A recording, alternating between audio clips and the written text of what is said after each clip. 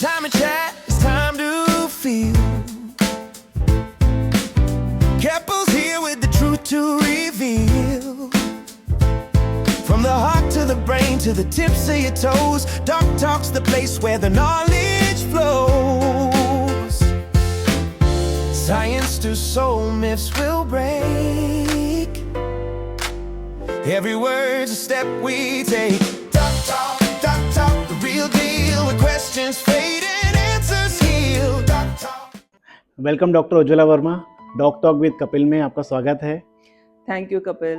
जी, पहला क्वेश्चन आपसे ये पूछना चाहूँगा कि स्किन के पेशेंट की एज क्या होती है? देखिए, स्किन हमारा लार्जेस्ट ऑर्गन है और सभी के पास है। तो जो सबसे पहला पेशेंट होता है वो बर्थ का बेबी होता है, मतलब 0 एज। और जो सबसे ओल्ड एज होते हैं वो 100 इयर्स के।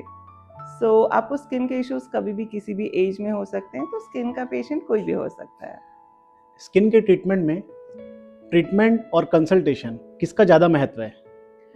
देखिए, किसी भी कंसल्टेशन का ना जो सबसे इम्पॉर्टेंट पार्ट होता है वो काउंसलिंग होती है। क्योंकि यदि आपने पेशेंट को जब तक ये नहीं बताया कि उसके जो इश्यूज हैं वो किस कारण से हैं, उसको अपनी लाइफस्टाइल में क्या क्या बदलना चाहिए, या फिर उसको ऐसी क्या चीज़ें करनी चाहिए जिससे उसकी स्किन बेहतर हो।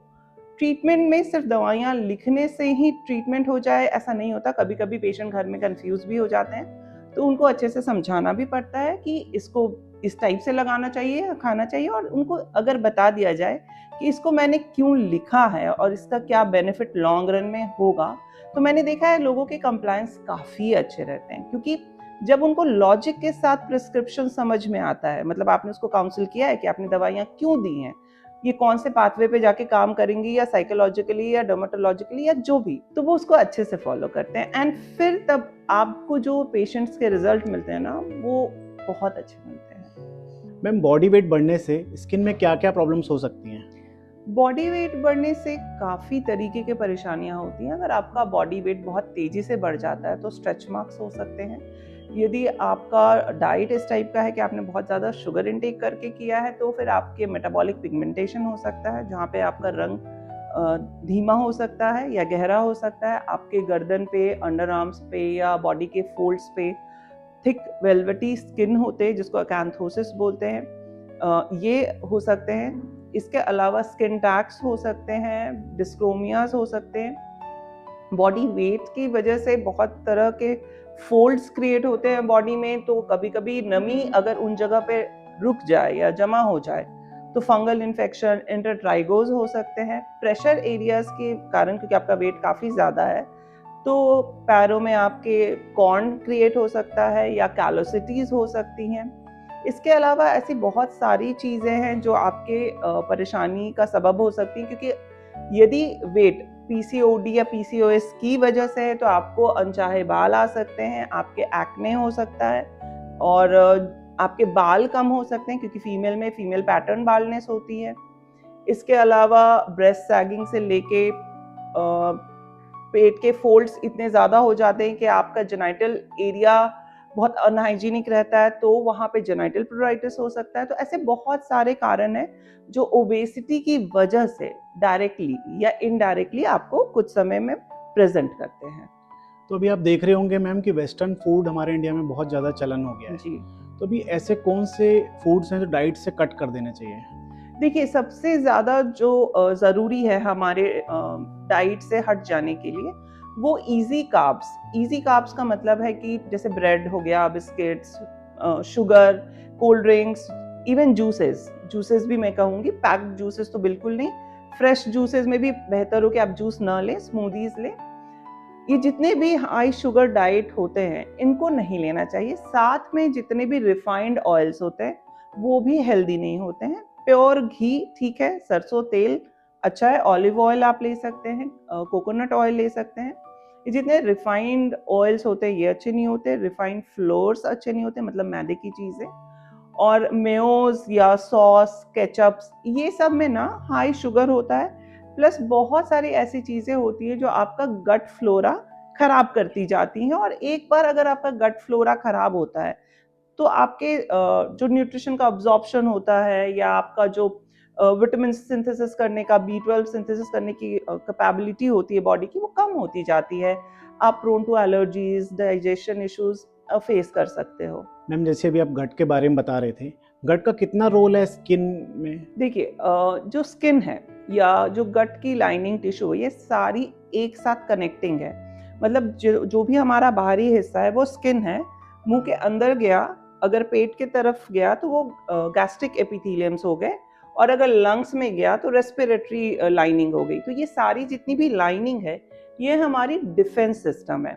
स्किन आपको बाहर के धूल, मिट्टी, एलर्जन से बचाता है।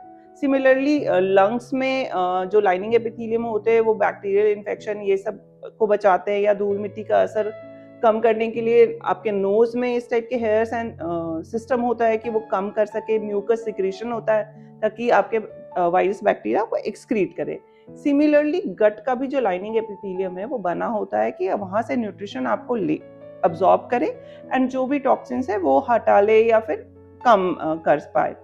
तो होता क्या है कि जब हमारा बैरियर फंक्शन अच्छा नहीं होता, या हम अटोपिक्स होते हैं, या हम किसी भी कारण से, या खराब डाइट की वजह से हाई कार्ब लो फाइबर डाइट खा रहे हैं, या बहुत मीठा खा रहे हैं, शुगरी डाइट खा रहे हैं, तो गट में प्रेजेंट जो गुड बैक्टीरियाज होते हैं, जो हमारे इम्यून सिस्टम का मेजर पार्ट होता है, मतलब इम्यूनिटी कहते हैं ना, गट से होती है। आप जो खाओगे वैसा ही इम्यून सिस्टम होगा।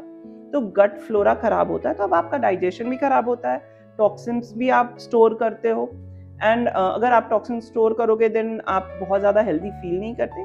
इसी के अलावा अगर गैस्ट्रिक बैरियर डिस्रप्शन होता है तो लीकी गट होता है, जिसमें आप कोई भी एलर्जन, कोई भी फूड अगर खाते हो तो वो जिस फॉर्म में आपके ब्लड सिस्टम में नहीं जाना चाहिए, सर्कुलेशन में नहीं जाना चाहिए, वो उस फॉर्म में चला जाता है, और अब आप एलर्जिक हो जाते हो उस फूड से, या ऐसा कोई भी चीज़ जो आप इंजेस्ट करते हो। तो एक हेल्दी गट बहुत इंपॉर्टेंट होता है ओवरऑल एलर्जी भी प्रिवेंट करने के लिए and overall nutritional status maintain करने के लिए। क्योंकि अगर बॉडी हेल्दी होगी तभी होगी जब हम खाना अच्छा खा रहे हैं, पहले तो पौष्टिक खा रहे हैं, और दूसरे अगर हम खा रहे हैं तो हमारा गट उसको अब्सॉर्ब कर रहा है।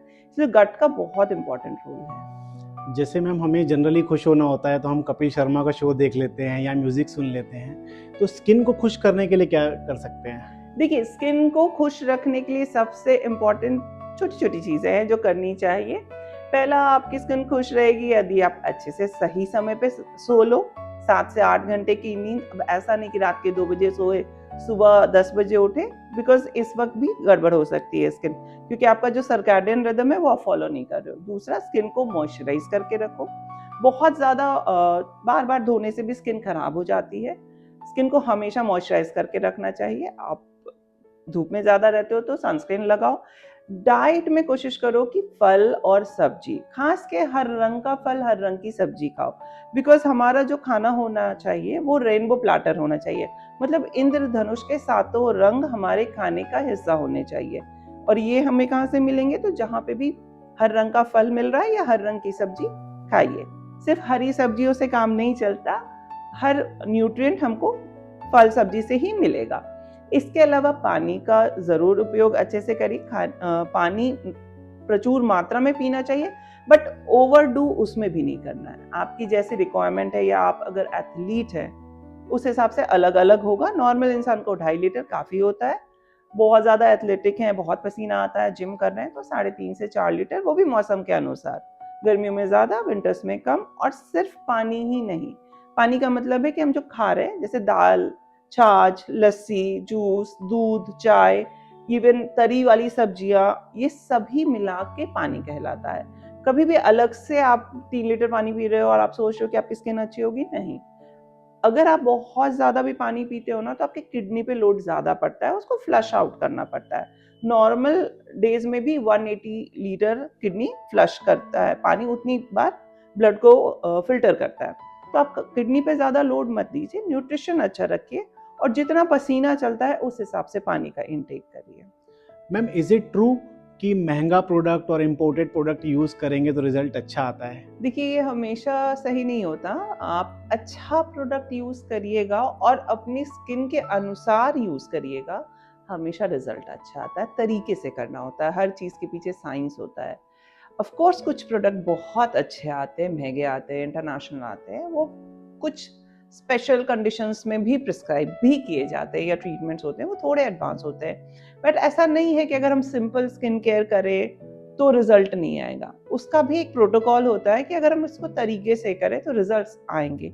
हाँ, अब हमको ये भी देखना है कि हम कितना स्ट्रेंथ में कोई चीज़ यूज़ कर रहे हैं, उम्मीद हम उससे क्या कर रहे हैं। मतलब अगर हम सुई से तलवार का उम्मीद करें तो भी नहीं होगा। तो अपना अपना काम होता है। अगर हम सिंपल स्किन केयर रूटीन कर रहे हैं, ऑफ कोर्स सिंपल प्रोडक्ट्स काफ़ी अच्छे रिजल्ट्स देते हैं। महंगा या सस्ता नहीं होता, अच्छा या इरिटेटिव या मतलब एलर्जिक प्रोडक्ट्स के हम ज़रूर कहते हैं कि सिंपल प्रोडक्ट होगा तो आपकी स्किन को हेल्दी रखेगा। बहुत स्ट्रॉन्ग या स्टेरॉइड वाले होंगे, इरिटेंट्स होंगे या आप चाहोगे कि तुरंत से रिजल्ट आ जाए, वो फिर आपके लिए रिस्की हो सकता है, क्योंकि प्रोडक्ट का कॉम्बिनेशंस भी होते हैं। जैसे मान लीजिए अगर हम कुछ बहुत ज़्यादा एक्सफोलिएटिंग प्रोडक्ट्स लगा रहे हैं, अब जैसे रेटिनॉल्स बहुत फेमस है एंटी एजिंग के लिए, बट कौन सा रेटिनॉल आपकी स्किन पे जाएगा? विटामिन सी उससे भी ज़्यादा फेमस है, तो सभी लगा रहे हैं। लेकिन समझने वाली बात ये है कि जो एक्ने प्रोन स्किन है, अगर वो विटामिन सी लगाएगी तो उसके एक्ने बढ़ जाएंगे, तो सबको नहीं सूट करता। तो कभी कभी ऐसा भी होता है कि आप रॉन्ग प्रोडक्ट लगा रहे हो तो महंगा प्रोडक्ट भी तब आपको हार्म करेगा। तो प्रोडक्ट्स हमेशा सही या गलत होंगे, अच्छी क्वालिटी के होंगे या बुरी क्वालिटी के होंगे, महंगे या सस्ते क्वालिटी पे डिपेंड करता है। तो बहुत प्योर फॉर्म में कुछ एक्टिव इंग्रेडिएंट डालें तो कॉस्ट बढ़ जाती है, तो थोड़े महंगे हो जाते हैं। बट अगर हम सिंपल प्योरीफाइड प्रोडक्ट्स यूज़ कर रहे हैं जो नॉन हार्मफुल है, लाइक हार्मफुल नहीं है बिल्कुल भी स्किन पे, तो अच्छे रिजल्ट देते हैं। मे बी हो सकता है थोड़ा समय लें, बट रिजल्ट्स अच्छे आते हैं। तो पेशेंट कैसे समझे कि उसको कौन सा प्रोडक्ट कैसे यूज़ करने हैं? डर्मेटोलॉजिस्ट इसीलिए हैं, मतलब आप सेल्फ एनालाइज तो नहीं कर पाओगे, बट आप ये देखो कि ये जो भेड़ चाल चल रही है कि इंस्टा पे देखा, यूट्यूब पे देखा, इसने बोला वो लगाओ, उसने बोला वो लगाओ, ऐसे नहीं स्किन चलती। हर उम्र के अनुसार आपकी स्किन बदलेगी, हर मौसम के अनुसार आपकी स्किन बदलेगी, इवन डाइट के अनुसार भी बदलेगी। मतलब अगर आप बहुत क्लीन डाइट खाते हो तो आपकी स्किन एकदम सॉफ्ट सपल रहेगी, आपको बहुत स्किन केयर की जरूरत नहीं है। बट आप इन्फ्लेमेटरी फूड खा रहे हो, मैदा, घी, सॉस, मेयो, ये सब बहुत खा रहे हो, कोल्ड ड्रिंक्स पी रहे हो, तो अब इन्फ्लेमेटरी फूड खा रहे हो, आपकी स्किन का ब्रेकआउट होते रहेगा। अब आप कितने भी प्रोडक्ट लगाओ तरह तरह के, स्किन थोड़े दिन ठीक होगी फिर खराब हो जाएगी, क्योंकि आपने इंटरनली उसको ठीक नहीं किया।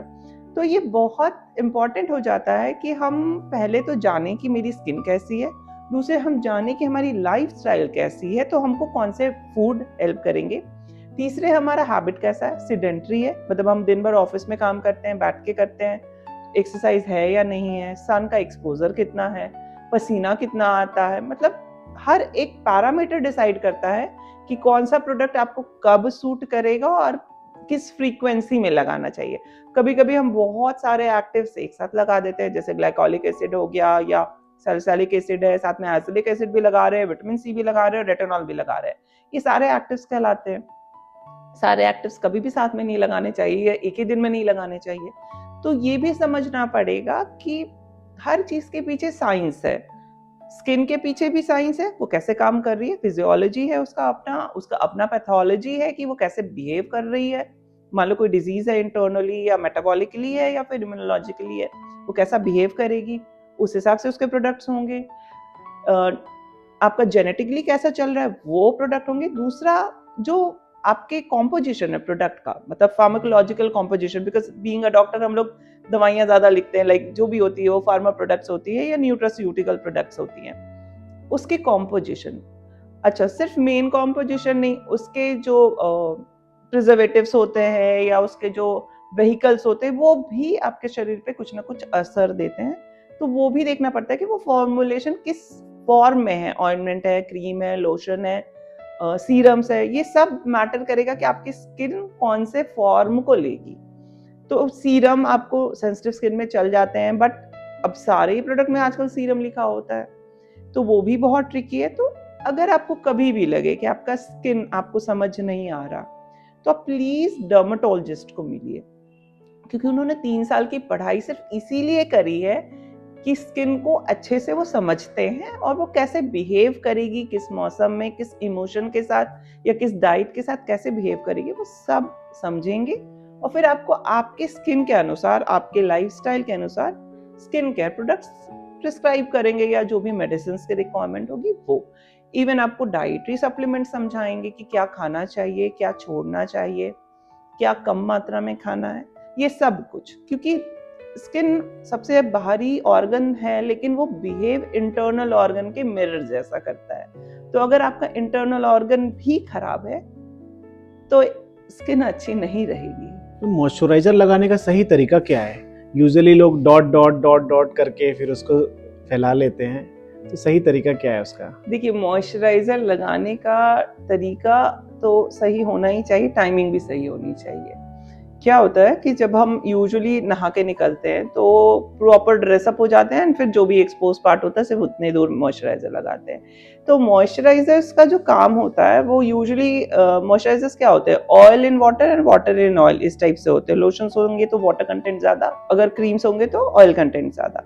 तो मॉइस्चराइजर्स यूजुअली एम्पल अमाउंट में लेना चाहिए। एक थिक फिल्म बनाते हुए जितना हो सके लगाइए, हल्का सा मसाज करते हुए लगाइएगा तो स्किन में पेनिट्रेट भी होता है। जो भी एक्सपोज पार्ट है उसमें तो लगाना ही, क्योंकि वो सबसे ज्यादा धूल धूप बारिश से एक्सपोज होता है। बट जो कवर्ड पार्ट है वहां पे भी मॉइस्चराइजेशन जरूरी है। दूसरे, कम से कम 2 बार जरूर लगाना चाहिए। अगर नॉर्मल स्किन है और आपको कोई परेशानी नहीं है तो पूरे बदन में 2 बार लगना चाहिए। अगर आपकी स्किन प्रॉब्लमैटिक है और बहुत ड्राई रह रही है, एक्जिमास हैं, तो कोशिश करिए कि नहा के विद इन 3 मिनट में ही मॉइस्चराइजर लगाइए। क्योंकि अगर शरीर में नमी पहले से है और आप मॉइस्चराइज ऊपर से करते हो तो अब वो जो अंदर की नमी है वो ज्यादा देर तक महफूज रहेगी, तो बहुत देर तक वो अपना मॉइस्चर कंटेंट बढ़ा के रखेगा। और कोशिश ये रहनी चाहिए कि बार बार लगा पाए अगर स्किन बहुत ड्राई जा रही है। तो पहला मॉइस्चराइजर आप डॉट डॉट लगाइए या हाथ में लेके मिला के लगाइए, बट हाथ में लेके मिला के लगाइएगा तो ज्यादा मॉइस्चराइजर हाथ में ज्यादा जाता है। बट अच्छे से लगाइए, ज्यादा मात्रा में लगाइए। और मॉइस्चराइजर का कोई भी साइज नहीं होता कि पी साइज लगाया या इतना लगाया। एक एम्पल अमाउंट जिसमें आपको लगता है कि आपका फेस अच्छे से कवर होता है, face, neck, back of the neck, कान, ये सब अच्छे से कवर होते हैं, उतना तो जरूर लगाना चाहिए।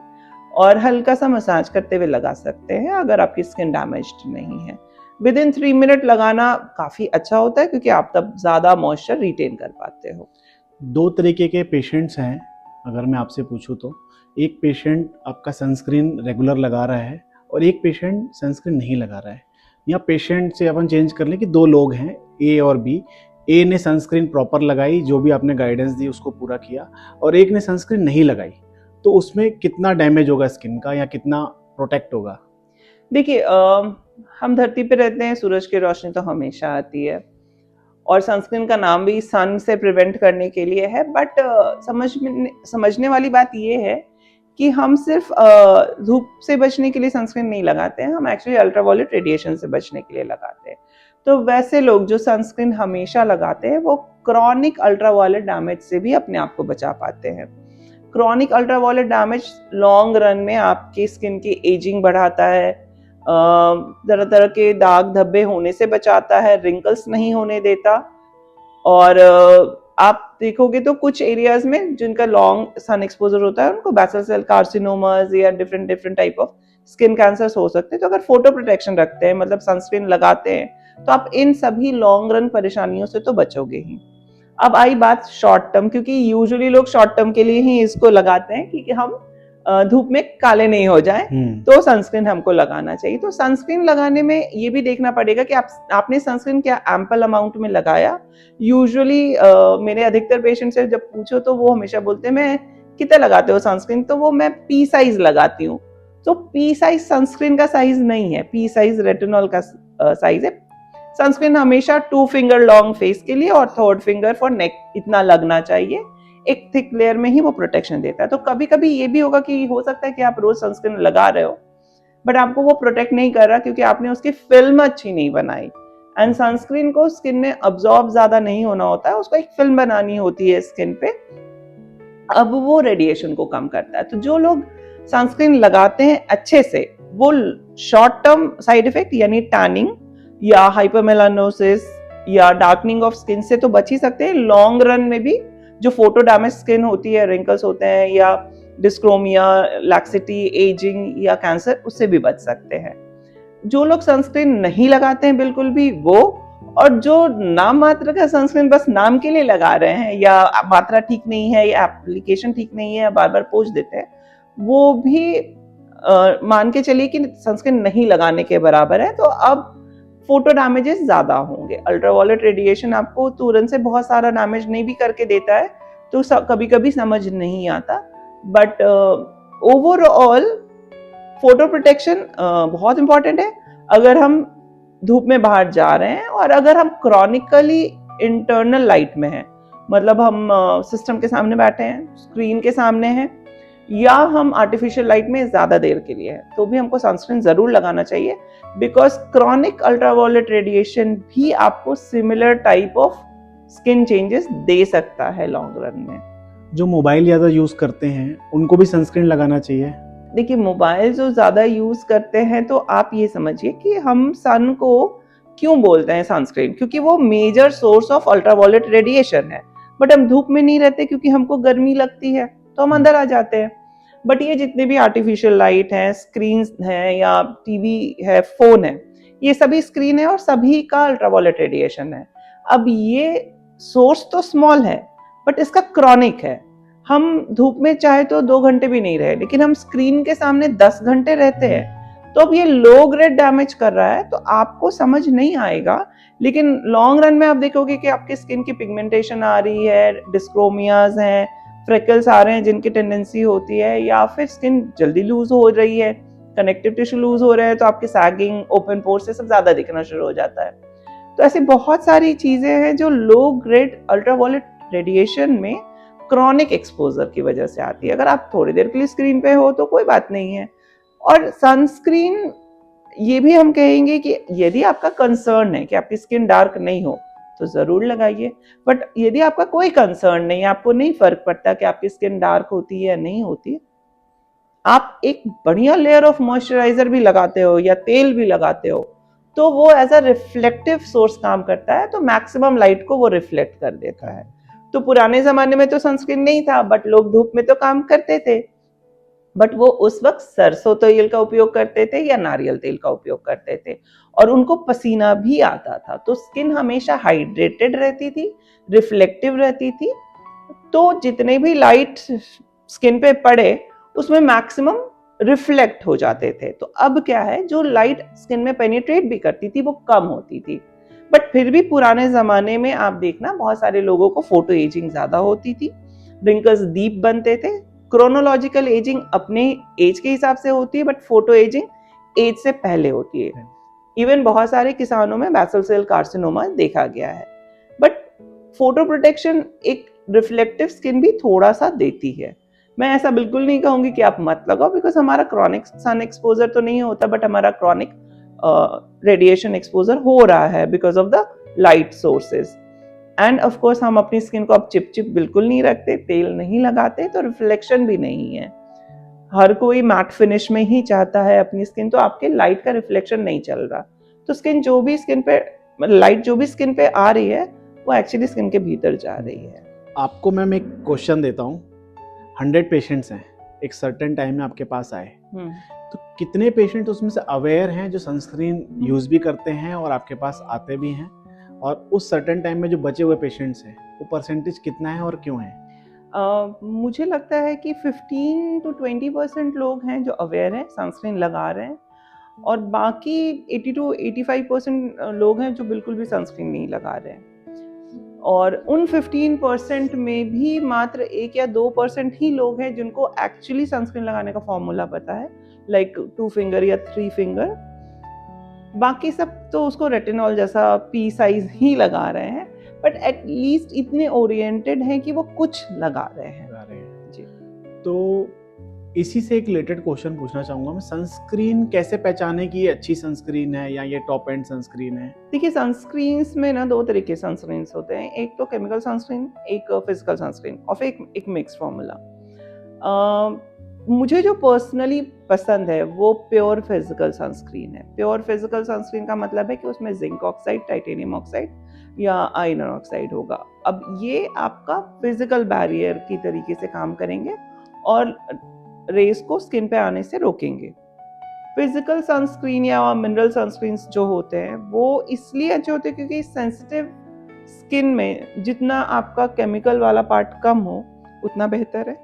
छोटे बच्चों के लिए बहुत बेहतर है, प्रेग्नेंट लेडीज के लिए बहुत बेहतर है। तो being a skin sensitive skin expert, मुझे प्योर फिजिकल सनस्क्रीन पसंद है। बट ब्रॉड स्पेक्ट्रम में अगर जाते हैं तो केमिकल सनस्क्रीन में आपका स्पेक्ट्रम बड़ा हो जाता है, जिसमें आपको ब्रॉड स्पेक्ट्रम फोटो प्रोटेक्शन मिलता है। इवन विजिबल लाइट से भी आप प्रोटेक्ट कर पाते हो, अल्ट्रावायलेट ए बी सभी प्रोटेक्ट कर पाते हो। सो हर एक सनस्क्रीन का एक अपना पैरामीटर होता है जिसके कारण आप उसको सेलेक्ट करते हो। स्टार बूस्ट रेटिंग्स होती हैं 3, 4 या प्लस प्लस प्लस करके होता है। SPF होता है, सन प्रोटेक्शन फैक्टर, कि अगर आप 15 मिनट स्किन में सन में रहते हो तो आपकी स्किन जितनी डैमेज होती है उसको कितने देर के लिए और प्रोलॉन्ग कर देता है। तो कोई भी सनस्क्रीन अगर SPF 30 अबव है और आपने थिक लेयर में लगाया है तो गुड इनफ। बट अगर आप थोड़े मैच्योर स्किन के हो और बहुत पिगमेंटेशन की प्रॉब्लम है, मेलास्मा है, टैनिंग प्रिवेंट करना चाहोगे तो मुझे लगता है कि 50 SPF और एक थिक लेयर बहुत ज़रूरी है। एक पेशेंट मैम ऐसे भी समझते हैं कि जैसे किसी पेशेंट को एक्ने है, अब वो पेशेंट को भी सनस्क्रीन रिकमेंड करते हैं, जी, वो लगा सकते फोटो हैं। प्रोटेक्शन बहुत ज़रूरी है। देखिए, अगर हमारी स्किन एक्ने प्रोन है और हम सिस्टम के सामने बैठ के काम कर रहे हैं और अगर हमारा स्किन का टेम्परेचर 1 डिग्री फ़ारेनहाइट से भी चेंज करता है, बढ़ता है, तो हमारे 10% चांस बढ़ जाते हैं एक्ने होने के। तो पहला, एक्ने प्रिवेंशन में हेल्प करता है कि स्किन का टेम्परेचर कम रहे। दूसरा, क्योंकि एक्ने का अगला कॉम्प्लिकेशन जो होता है वो दाग होते हैं, तो फोटो प्रोटेक्शन ज़रूरी है कि आप जितना कम अल्ट्रावायलेट रेडिएशन आपकी स्किन पे जाए या धूप का असर कम हो उतने कम दाग बनेंगे। तो सनस्क्रीन फिर यहाँ पे भी ज़रूरी होता है। तो as a prevention of acne कि हम थोड़ा टेम्परेचर स्किन का कम रहे, रेडिएशन अल्ट्रावायलेट रेडिएशन जो स्क्रीन से हो रहा है उसके लिए, और दूसरा पिगमेंटेशन कम हो, इसके लिए भी फोटो प्रोटेक्शन ज़रूरी है। जी, अभी मैम मैं देख रहा था कि एक स्टडीज थी कि 2 प्रकार के टैनिंग होती है। मुझे अभी पता चला कि 2 तरीके की टैनिंग होती है जी, कि एक स्विमिंग पूल में भी रहने से टैनिंग हो जाती है, एक सन के एक्सपोजर आने से भी टैनिंग हो जाती है। जी, तो दोनों अलग अलग कैसे हैं और इससे बचा कैसे जाए? जी। देखिए, टैनिंग 2 तरीके की होती है, एक इमीडिएट टैनिंग और एक डिलेड टैनिंग। वो एक अलग चीज़ है। बट एक होता है फोटो टैनिंग की लाइट के प्रेजेंस में हो गई, और स्विमिंग पूल में जो टैनिंग होती है या स्किन काला पड़ता है वो सिर्फ रोशनी की वजह से नहीं होता। वो क्लोरीन जो उस पानी में होता है ना, उसकी वजह से स्किन डैमेज हो जाती है और डैमेज स्किन अपना लस्टर खो देती है, तो वो डार्क दिखती है। तो अगर आप क्लोरीनेटेड वाटर में बहुत ज़्यादा देर तक धूप में हो, रोशनी में हो, तो आप डबल स्किन डैमेज होती है। एक तो क्लोरीनेटेड वाटर की वजह से आपकी स्किन डैमेज हो रही है और दूसरा सूरज का रोशनी आपको डैमेज कर रहा है। जो नॉर्मल सनलाइट में टैनिंग होती है वो सिर्फ मेलानोसाइट के एक्टिविटी की वजह से होती है, बट जो क्लोरीनेटेड वाटर में होता है उसमें बैरियर फंक्शन भी खराब होता जाता है, बहुत तरीके के रैशेस भी हो सकते हैं उसमें। तो जब भी डैमेज स्किन होगी ना, वो अपना लश्चर या ग्लो कम हो जाती है, तो डैमेज स्किन हमेशा डार्क दिखती है। तो क्लोरीनेटेड वाटर में वो भी हो रहा होता है टैनिंग के साथ साथ। तो उसके लिए भी कोई सनस्क्रीन्स आती हैं? जी, यूजुअली ना क्लोरीनेटेड वाटर से बचाने के लिए जो स्विम सूट हम पहनते हैं ना, वो ही फोटो प्रोटेक्शन के साथ रहते हैं। तो हमेशा कोशिश करिए कि फिल्मों में जो भी दिखाए, बट यदि आप स्विमिंग कर रहे हैं तो फुल कवर्ड स्विम ड्रेसेस पहनिए। अच्छे स्विम ड्रेसेस होते हैं वो आपको क्लोरीनेटेड वाटर से भी एक हद तक बचा लेते हैं, और सबसे ज्यादा आपको अल्ट्रावायलेट रेडिएशन से बचाते हैं। बट फिर भी आपको लगता है कि मतलब धूप में ही स्विमिंग कर रहा हूँ, तो वाटर रेजिस्टेंट सनस्क्रीन्स आते हैं, आप उसको लगा सकते हो, जो आपके अराउंड मैक्सिमम जो one of the best sunscreen है वो 80 मिनट वाटर एक्टिविटी अलाउ कर पाता है। बाकी सिंपल सनस्क्रीन लगा के अगर आप क्लोरीनेटेड वाटर में जाओगे तो वो काम भी नहीं करता। एक देखा जा रहा है कि जैसे पहले हम सोप्स यूज करते थे, हम्म, जिस सोप से अपनी बॉडी को वॉश कर रहे हैं वही से सोप फेस रीजन में भी लगाते थे, फिर फेस वॉशेस आ गए, जी फिर अब क्लेंजर्स आ गए। तो सबसे इम्पोर्टेंट क्या है, हम किससे फेस वॉश करें? देखिए हमारा जो फेस है वो क्योंकि हमेशा एक्सपोज रहता है, मतलब हम विंटर्स में भी स्वेटर पहनते हैं बट चेहरा नहीं ढकते। अब ये देखो कि हमारा स्किन हर वक्त environmental pollution, extreme of heat, extreme of weather पे एक्सपोज्ड है।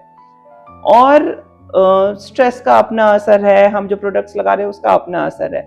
पहले के ज़माने में क्या होता था, एक ही स्किन है, तेल लगा रहे हैं, पसीना आ रहा है और डाइट अच्छी है तो अपन से एक ही साबुन सब तरफ लगा लेते थे, एंड उसमें भी हफ्ते में कभी कभी लगाते थे, रोज नहीं लगाते थे। तो पुराने ज़माने में ऐसा होता था। बट अभी क्योंकि हाइजीन पार्ट भी रखते हैं लोग, कोशिश ये रखनी चाहिए ना कि अगर आप साबुन का भी उपयोग कर रहे हैं चेहरे पे लगाने के लिए तो आपका सोप मॉइस्चराइजिंग हो या ग्लिसरीन वाला हो, सो दैट आपका स्किन का बैरियर फंक्शन अच्छा हो, फेस का खास के, बॉडी का तो हो ही, फेस का भी हो।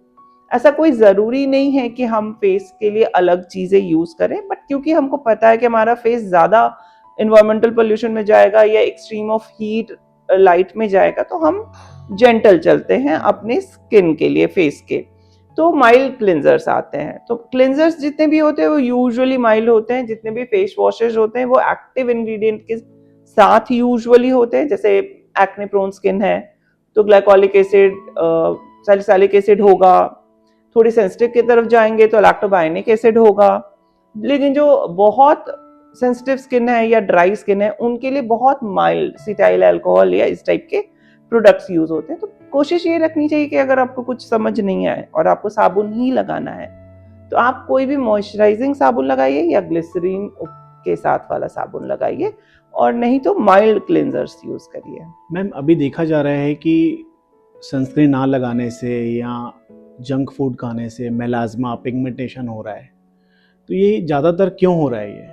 देखिए मेलास्मा का तो जो कारण है ना वो हार्मोनल ज़्यादा है, क्योंकि फीमेल्स में यूजुअली प्रेगनेंसी के दौरान या डिलीवरी के बाद होता है, या अगर ओरल कॉन्ट्रासेप्टिव पिल्स ले रही हैं तब होता है, या कभी कभी मेनोपॉज के बाद होता है। तो हार्मोनल चेंजेस तो इसमें एक मेजर फैक्टर होते हैं। साथ में स्ट्रेस होता है और बैड लाइफस्टाइल, स्लीप पैटर्न अच्छा नहीं होना या बहुत रेस्ट नहीं ले पाना, कम देर सोना, बहुत टेंशन लेना, खान पान अच्छा नहीं होना भी। क्योंकि मर्दों में तो हार्मोनल ज़्यादा चेंजेस होते नहीं, बट मर्दों में भी मेलास्मा आता है। तो सन एक्सपोजर एक कंपोनेंट होता है, स्ट्रेस भी एक कंपोनेंट होता है। और मेलास्मा के एक्चुअली देखा जाए तो दो कंपोनेंट होते हैं, एक पिगमेंटरी कंपोनेंट होता है और एक वास्कुलर कंपोनेंट होता है। तो जब हम ट्रीटमेंट भी करते हैं तो हम इन दोनों ही कंपोनेंट पे करते हैं। सो कोई भी पिगमेंटेशन, सिर्फ मेलास्मा नहीं, जिस डिस्क्रोमिया या हाइपरमेलानोसिस, मतलब रंग धीरे धीरे धीरे डार्क होते जाना, ये सभी जो है वो आपके लाइफस्टाइल, डाइट और कितना आप खुद को प्रोटेक्ट कर रहे हो, ये सब पे डिपेंड करेगा। यदि आप बहुत स्ट्रेस में भी रहोगे तो भी आपका रंग दबता चला जाएगा, क्योंकि क्रॉनिक स्ट्रेस भी आपके स्किन को डल बनाती है। इसके लिए जो क्रीम्स और सीरम्स आते हैं वो रिजल्ट देते हैं? जी, हमारे पास जितने भी पेशेंट आते हैं 80 to 85% जो पेशेंट हैं उनका बेसिकली हम स्किन केयर से ही इलाज करते हैं, और जो जल्दी चाहते हैं इलाज हो जाए उनके लिए ही एडवांस ट्रीटमेंट या लेजर्स हैं जो हम करते हैं। और ऐसा नहीं है कि कोई भी पिगमेंटेशन क्रीम के साथ नहीं जा सकती। अगर आपको पिगमेंटेशन हटाना तो पहले तो उसकी पैथोलॉजी समझिए कि कौन सा पैथोलॉजी उसके पीछे काम कर रहा है और उसको क्या क्या कारणों से हम बढ़ने से रोक सकते हैं। तो डाइट भी इम्पॉर्टेंट हो जाती है, स्ट्रेस भी होता है, फोटो प्रोटेक्शन भी इम्पॉर्टेंट होता है। जिन चीज़ों पे आपका कंट्रोल हो सकता है वो सभी चीज़ों पे आप कर सकते हो अपने घर में। जिन चीज़ों पे आपका कंट्रोल नहीं है उसके लिए फिर हमारे पास लेजर्स है, मशीनें हैं, डिफरेंट पील्स हैं, तो कम करने में उसमें मदद करते हैं। बट ऑफ कोर्स एक स्किन केयर रूटीन मैंडेटरी है। ऐसा नहीं है कि हम जब लेजर्स करते हैं तो हम क्रीम्स या सीरम्स या सनस्क्रीन्स नहीं देते, उसमें तो और ज़रूरी हो जाता है, क्योंकि किसी चीज़ को हटाने में आपको मशीनें हेल्प करके देंगी, बट वापस नहीं आने देना वो आपका रोज का रूटीन का काम होगा, जो कि क्रीम, सीरम या फोटो प्रोटेक्शन, डाइट, एंटीऑक्सीडेंट्स, ये सब का रोल आपका मेजर हो ही जाता है प्रिवेंशन के लिए। जब पिगमेंटेशन का पेशेंट आता है और आप लेज़र रिकमेंड करते हैं तो उसका फर्स्ट क्वेश्चन क्या होता है? देखिए अभी तो खैर काफ़ी पेशेंट अवेयर हैं, बट जब मैं दिल्ली से प्रैक्टिस करके आई थी छत्तीसगढ़ 7 साल पहले, तब जब मैं बहुत मशीनों के साथ आई थी, बिकॉज हमारा वहाँ सिर्फ मशीन क्योंकि वहाँ काफ़ी टेक्नोलॉजी एडवांस थी तो हम लोग कर रहे थे। और जब यहाँ आए और यहाँ हम लोगों ने बोलना शुरू किया कि देखो तुमको ये पिगमेंटेशन है तो हम लेज़र कर सकते हैं, और पेशेंट कहते थे नहीं नहीं लेज़र नहीं करना, इससे तो कैंसर हो जाता है। तो मैं हमेशा कहती थी कि देखो तुमको लेज़र नहीं कराना है मत कराओ, पर एटलीस्ट तुम ना फिजिक्स समझो, साइंस समझो कि लेज़र काम कैसे करते हैं। लेज़र्स लाइट होते हैं, आयोनाइजिंग रेडिएशन नहीं होते, ये आपको कैंसर नहीं करके दे सकते।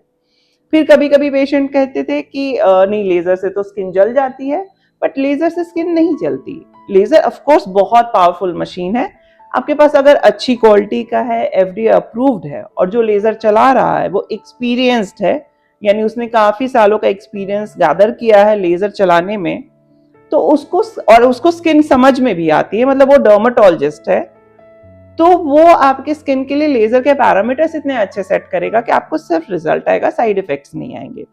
सो ऐसा बहुत बार ही होता है कि अब तो खैर काफ़ी कम, अब एक आध ही पेशेंट मुझे मिलते होंगे 6 महीने में जो कहते होंगे कि स्किन में कैंसर होता है।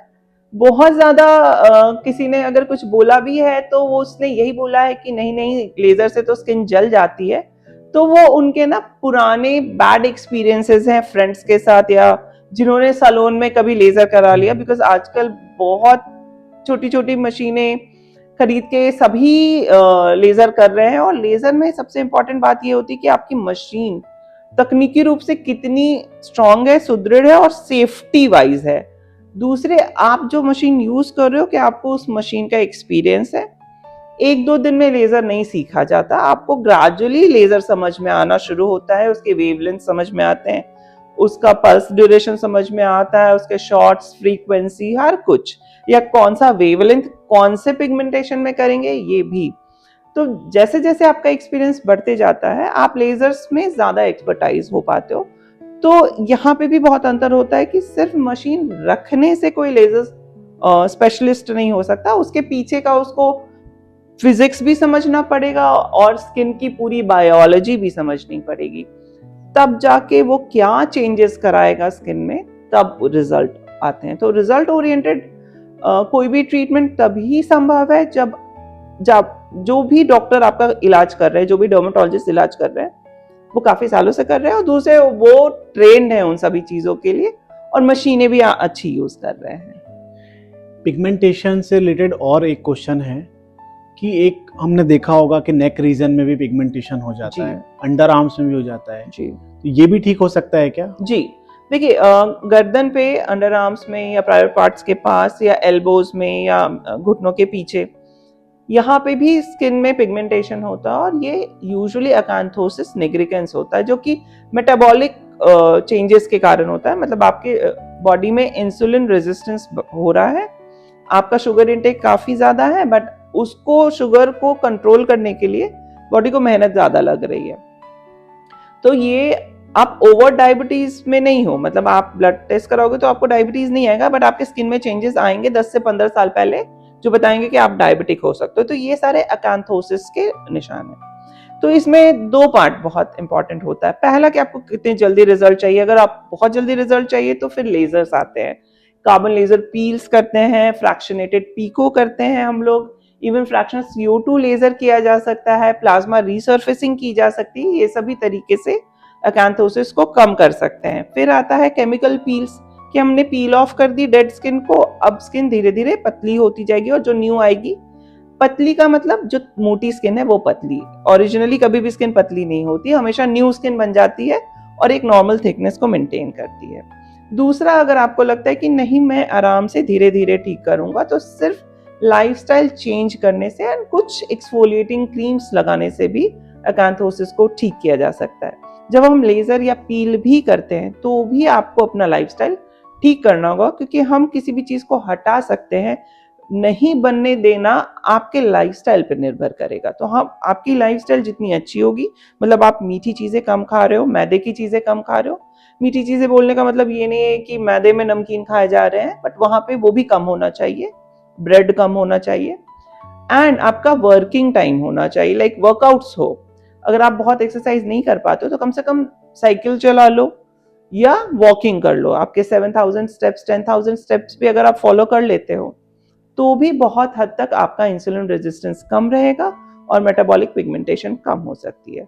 कुछ न्यूट्रिशनल सप्लीमेंट्स भी होते हैं जो अकैंथोसिस को कम करते हैं, जो साथ में हम प्रिस्क्राइब करते हैं जब हमारे पास ट्रीटमेंट के लिए कोई आते हैं। जब आप किसी पेशेंट को लेज़र रिकमेंड करते हैं तो लेज़र करते समय और ड्यूरिंग उसके जब रिजल्ट आ रहा होता है या आप सेशंस देते होंगे जी तो उस समय में क्या आप कुछ टैबलेट्स सेरम्स ये भी कंटिन्यू करते हैं? जी, देखिए हम जब लेज़र से कोई भी इलाज करते हैं ना, तो हम सिर्फ उस रिकवरी को फास्ट कर देते हैं टारगेट को अप्रोच करने में, या फिर अगर कोई चीज़ें क्रीम से नहीं अचीव हो सकती हैं तो लेज़र्स, क्योंकि वो मेलानोसोम्स को कम करने में हेल्प करेगा अगर पिगमेंट्री है। अगर एक्ने स्कार कर रहे हैं तब तो फिर एक्चुअली सिर्फ मशीनें ही काम करती हैं या माइक्रो नीडलिंग करते हैं। बट जब हम स्किन को स्टिमुलेट कर रहे हैं कि वो नया स्किन बनाए, लाइटर स्किन बनाए, या जो भी चेंजेस हम एक्सपेक्ट कर रहे हैं, अगर फेस लिफ्टिंग कर रहे हैं तो हम कोलाजन बनाना चाहते हैं, एक्ने स्कार में हम गड्ढे ठीक करना चाहते हैं, कहीं की ब्लड सप्लाई बढ़ाना चाहते हैं, तो ये तो हम ट्रीटमेंट के दौरान करते हैं। बट जब बंदा घर जा रहा है तो उसकी लाइफस्टाइल कैसी होनी चाहिए, उसके डाइट में क्या क्या होना चाहिए, वो भी उनको बताया जाता है कि आपको देखो ये चीज़ें अपनी लाइफस्टाइल में खानी है, इतनी चीज़ें कम कर लेना तो अच्छा रिजल्ट आएगा। क्योंकि हमको पता है कि आप कितना भी खाओ वो स्पीड रिकवरी की नहीं आएगी, तो हम न्यूट्रिशनल सप्लीमेंट्स भी देते हैं। न्यूट्रिशनल सप्लीमेंट्स वैसी चीज़ें होती हैं जो आपको खाने से ही मिलती हैं, बट उस मात्रा में आप नहीं ले पा रहे हो, तो उसका एक पर्टिकुलर डोज ड्यूरिंग ट्रीटमेंट या जब तक हमको लगता है कि रिजल्ट आ रहा है तब तक दिया जाता है।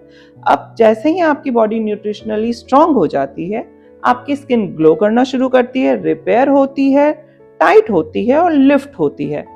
इस दौरान जब भी हम ट्रीटमेंट कर रहे हैं, लेजर से करें, पील से करें, RF मशीन से करें, हाइफू से करें, लाइक बहुत सारे ट्रीटमेंट होते हैं, कोई भी ट्रीटमेंट कर रहे हैं या पील्स कर रहे हैं, आपको फोटो प्रोटेक्शन तो चाहिए ही।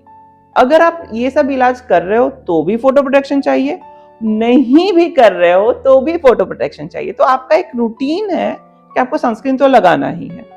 अब हमने कौन सा ट्रीटमेंट करा, स्किन को कितना हमको स्टिमुलेट करना पड़ा, सुपरफिशियल स्टिमुलेट किया, डीप किया, उस हिसाब से आपको कुछ सीरम्स मिलेंगे जो वुंड हीलिंग फास्ट करेंगे, स्किन को स्टिमुलेट करेंगे, कोलाजन बिल्ड करने में हेल्प करेंगे, पिगमेंट को लाइट करने में करेंगे, सो दैट वापस से वही चीजें वापस नहीं आए जिस प्रॉब्लम को हम सॉल्व कर रहे हैं। तो ऐसी चीजें या ऐसा skin care routine with nutritional supplement आपको प्रिस्क्राइब किया जाता है, जिसको आप अच्छे से फॉलो करते हो, and with laser with treatments आप एक बहुत अच्छी स्किन पा सकते हो।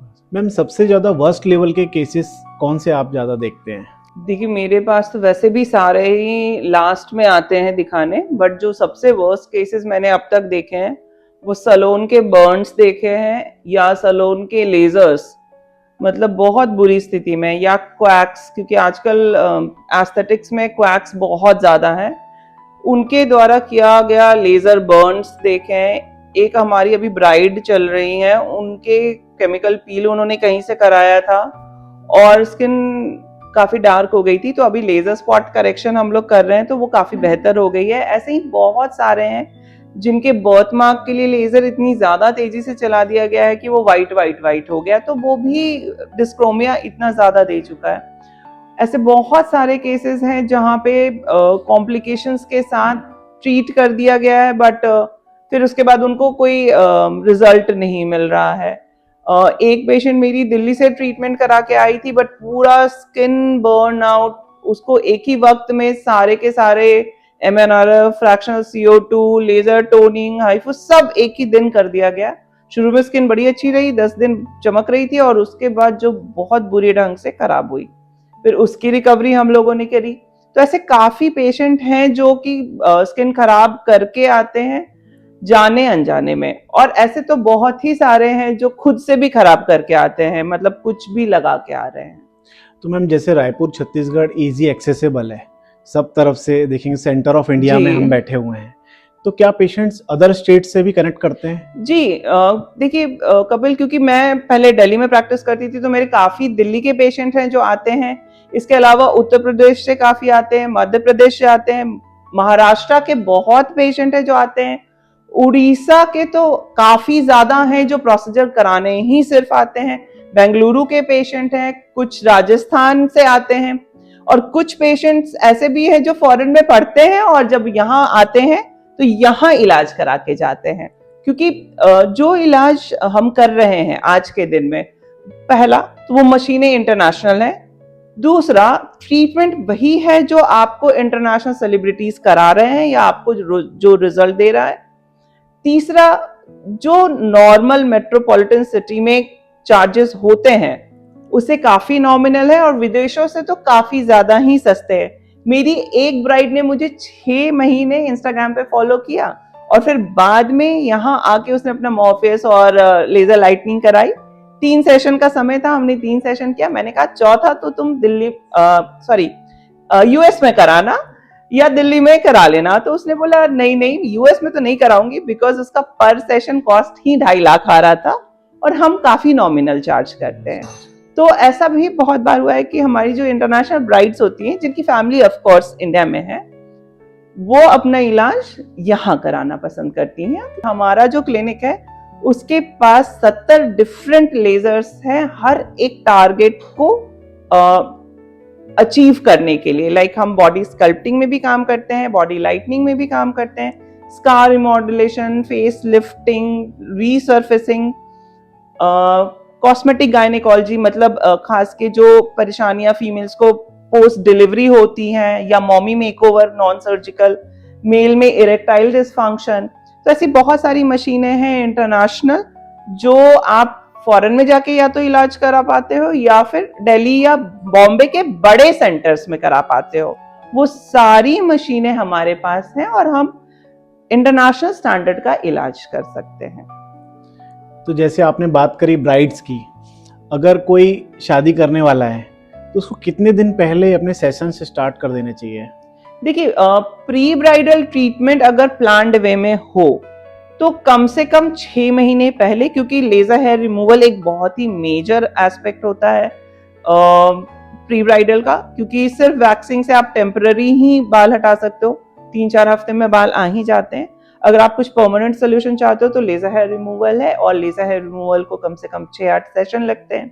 तो 4-5 सेशन के बाद एक अच्छा रिजल्ट आना शुरू होता है। तो अगर आप 6 महीने पहले से प्लान करते हो, अगर आपके एक्ने के स्कार है तो एक्ने स्कार को रिमॉडल होने में भी 4 सेशन मिनिमम लगता है, जो कि मॉर्फियस से हम अचीव कर पाते हैं। यदि हम MNRF या फ्रैक्शनल CO2 से कर रहे हैं तो हमको 6 से 8 सेशन लगते हैं, तो उसका भी एक टाइम फ्रेम लेके रहना चाहिए।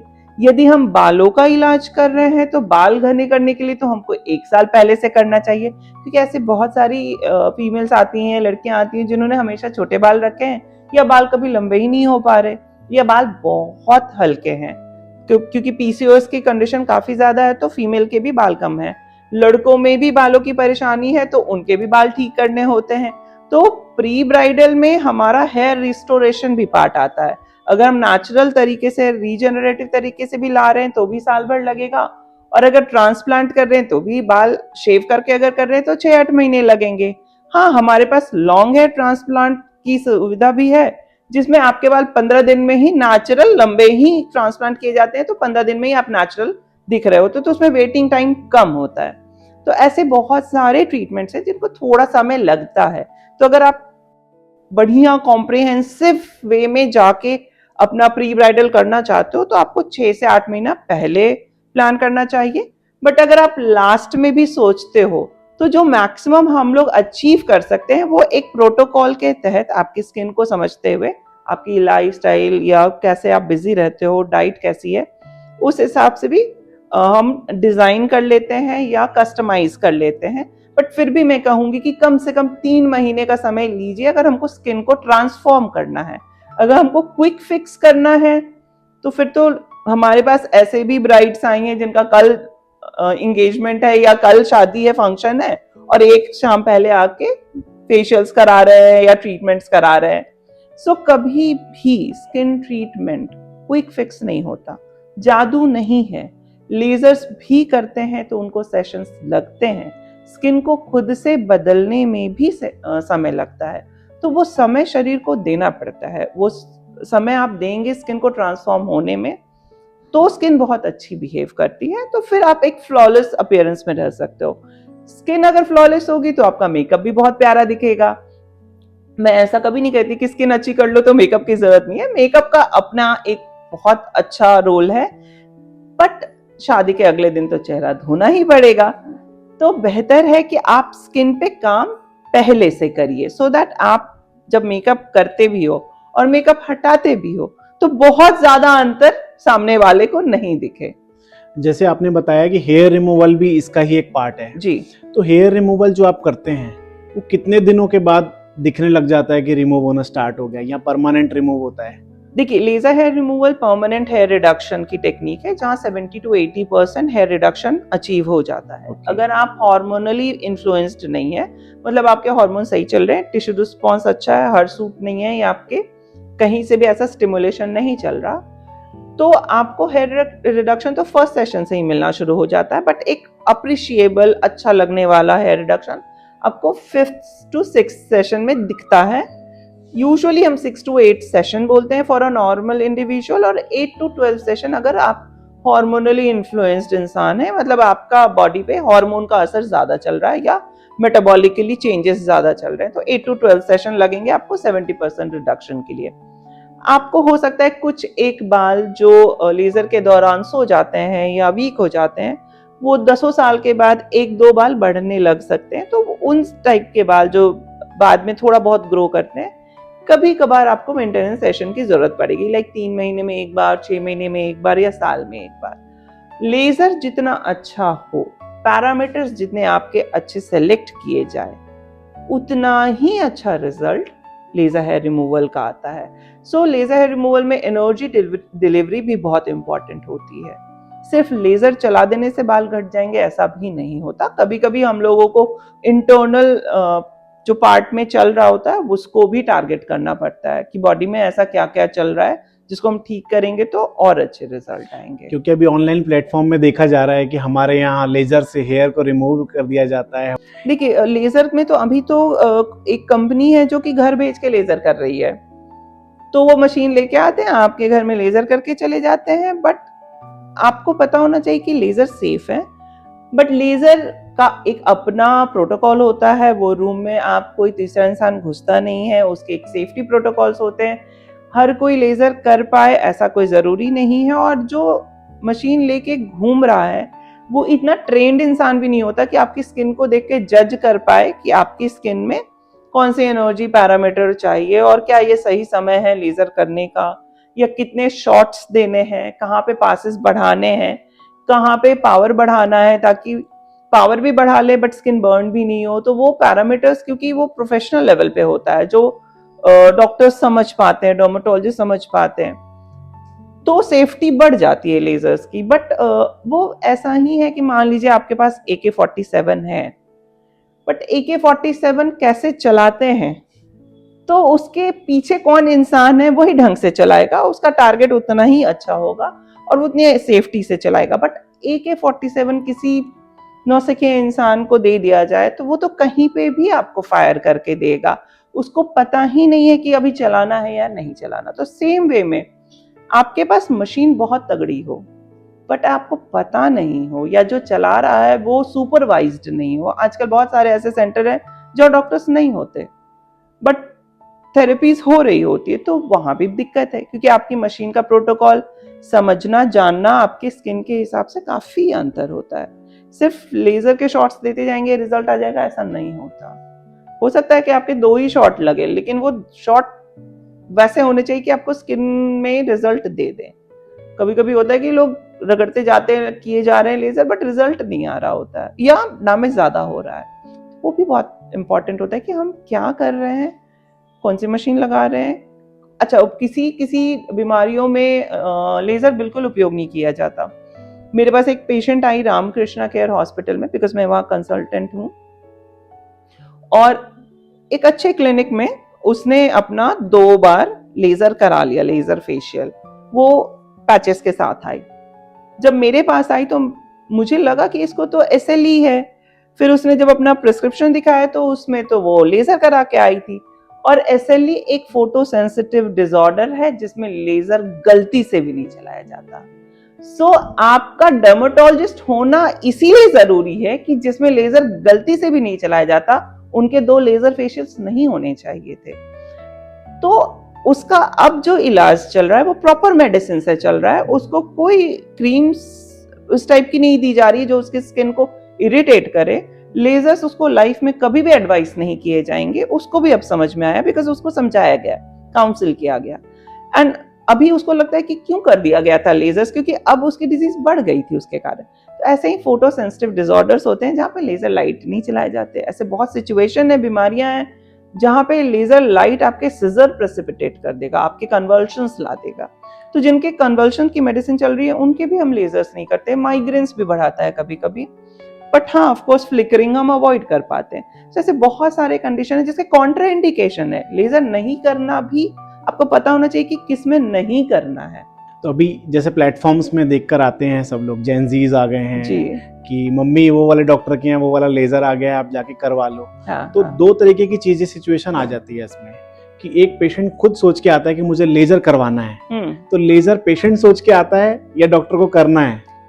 अभी तो सिनेरियो ऐसा है कि कितनी बार तो मैं ना सिर्फ प्रिस्क्रिप्शन लिख के छोड़ देती हूँ कि देखो ये करना, ऐसे ऐसे खाना, और ये करोगे फिर 1 महीने में दिखाना है। पेशेंट कहता कोई ट्रीटमेंट नहीं करिएगा। मैंने कहा तुमको जल्दी रिजल्ट चाहिए? नहीं, लेकिन कुछ लेजर नहीं करिएगा। तो आई यूज्ड टू से अच्छा तुमको करने का दिल है? हाँ कर सकते हैं, बिल्कुल जल्दी रिजल्ट आ जाएगा। तो ये भी होता है। अच्छा कितनी बार लोग ऐसे आएंगे कि बोटॉक्स कर दीजिए, मेरा फेस लटक गया है। तो उनको फिर समझाना पड़ता है कि देखो जो बोटॉक्स है वो रिंकल्स पे काम करता है, सैगिंग पे नहीं काम करता। उसके लिए फिलर्स होते हैं या लिफ्ट्स होते हैं या एनर्जी बेस्ड डिवाइस होती है। तो कभी कभी होती है, लोगों में जानकारी होती है, बट उनको इंडिकेशंस नहीं पता होते हैं। बहुत बारी ऐसी कंडीशन जहाँ पे सिर्फ बोलेंगे कि लेजर से हटा दीजिए, और आप बोलोगे ठीक है लेजर सर्जरी करेंगे, मान लो मस्से हैं या वॉट्स हैं, तो बोलेंगे हटा दीजिए, कोई दाग तो नहीं आएगा। तो मैं कहूंगी हाँ देखो 7-8 दिन के लिए वुंड बनेगा, फिर धीरे से वो ठीक हो जाएगा। दाग नहीं पड़ने देने के लिए आपको एक प्रोटोकॉल मिलेगा, तो ये करना। अच्छा उसमें भी ऐसे दाग दिखेंगे? मैंने कहा तो लेजर से सर्जरी कर रहे हैं, सर्जरी तो होगी। तो मुझे लगा ऐसे चला जाएगा। तो लेजर जादू नहीं है, वो गायब कुछ नहीं करता, वो धीरे धीरे ठीक करता है। अगर लेजर सर्जरी है डाउन टाइम भी आएगा। लेजर लाइटनिंग है तो डाउन टाइम नहीं आता, बहुत सारे लेजर्स में कोई डाउन टाइम नहीं आता। बट अगर हम फ्रैक्शनल CO2 लेजर यूज कर रहे हैं या किसी और टाइप की सर्जरी कर रहे हैं, प्लाज्मा रिसर्फेसिंग कर रहे हैं या कुछ ऐसा कर रहे हैं जहाँ पे डाउन टाइम दे रहे हैं, तो उनको एक डाउन टाइम का फेज भी बताया जाता है कि देखो इसमें ना 2 दिन का आएगा, इसमें 7 दिन का आएगा, प्लान वैसे करना। तो बहुत बारी फ्राइडेज प्लान किया जाता है सो दैट सैटरडे संडे वो धूप में नहीं जाए। तो प्लानिंग भी चलती है कि आप आज मत कराओ, आप इस टाइम कराना छुट्टियों के वक्त, या फिर ऐसा कराना कि 2 दिन छुट्टी मिल जाए आपको। तो क्या डर्मेटोलॉजिस्ट दवाई लिखने से पहले या लेजर करने से पहले डू एंड डोंट्स बताते हैं? मैं तो हमेशा बताती हूँ, मतलब मेरी पर कंसल्टेशन आई थिंक 25 से 30 मिनट की होती है, और काउंसलिंग बहुत मेजर पार्ट है। मैं कहूँगी मेरा USP काउंसलिंग है, और मैं न्यूट्रिशन पे बहुत ज़्यादा ध्यान देती हूँ। अच्छा बहुत बारी तो मैंने अपने पेशेंट्स को कैसे अच्छा फील करें अंदर से, उसके लिए भी काउंसलिंग करी है कि आप कैसे हॉबीज क्रिएट करोगे कि आप अच्छा फील करोगे। सो मेरी तो मुझे कभी कभी लगता है कि मुझे तो मैरिज काउंसलर भी बन जाना चाहिए, बिकॉज मैं कभी कभी मैरिज काउंसलिंग कर रही होती हूँ कि देखो भाई तुम हस्बैंड हो तो प्लीज अपनी वाइफ का थोड़ा ध्यान दो, इसका चेहरा उतरा जा रहा है, सो हम एंटी एजिंग कर तो रहे हैं बट इसको खुश भी रखो, या आप ऐसे मत करो इनके बाल जा रहे हैं। सो बहुत सारी ऐसी चीजें होती है कि मैं कभी कभी सोचती हूँ कि मुझे एक पैरेलल प्रोफेशन रखना चाहिए काउंसलिंग का। और न्यूट्रिशन बहुत इंपॉर्टेंट है, तो मैं वो वाला पार्ट भी उस पर भी बहुत ध्यान देती हूँ। मुझे ऐसा लगता है कि जब तक सामने वाले को आप बताते नहीं हो कि आपको क्या कैसे करना है, या सीक्वेंस नहीं समझ में आता। बहुत बारी होता है कि हम 2-3 सीरम लिखते हैं या सनस्क्रीन है, मॉइस्चराइज़र है, पोस्ट प्रोसीजर की 3-4 दिन की प्रोडक्ट्स थोड़े से अलग हो जाते हैं, तो सामने वाला क्लाइंट समझ ही नहीं पा रहा है कि कैसे करें। तो फिर मैं उनका ABCD भी बना के देती हूँ कि देखो A लगाना दिन में, फिर B लगाना, फिर C लगाना, और फिर कोई भी कंफ्यूजन होगा तो आप प्लीज़ कॉल कर लेना, हम आपको फिर से बता देंगे।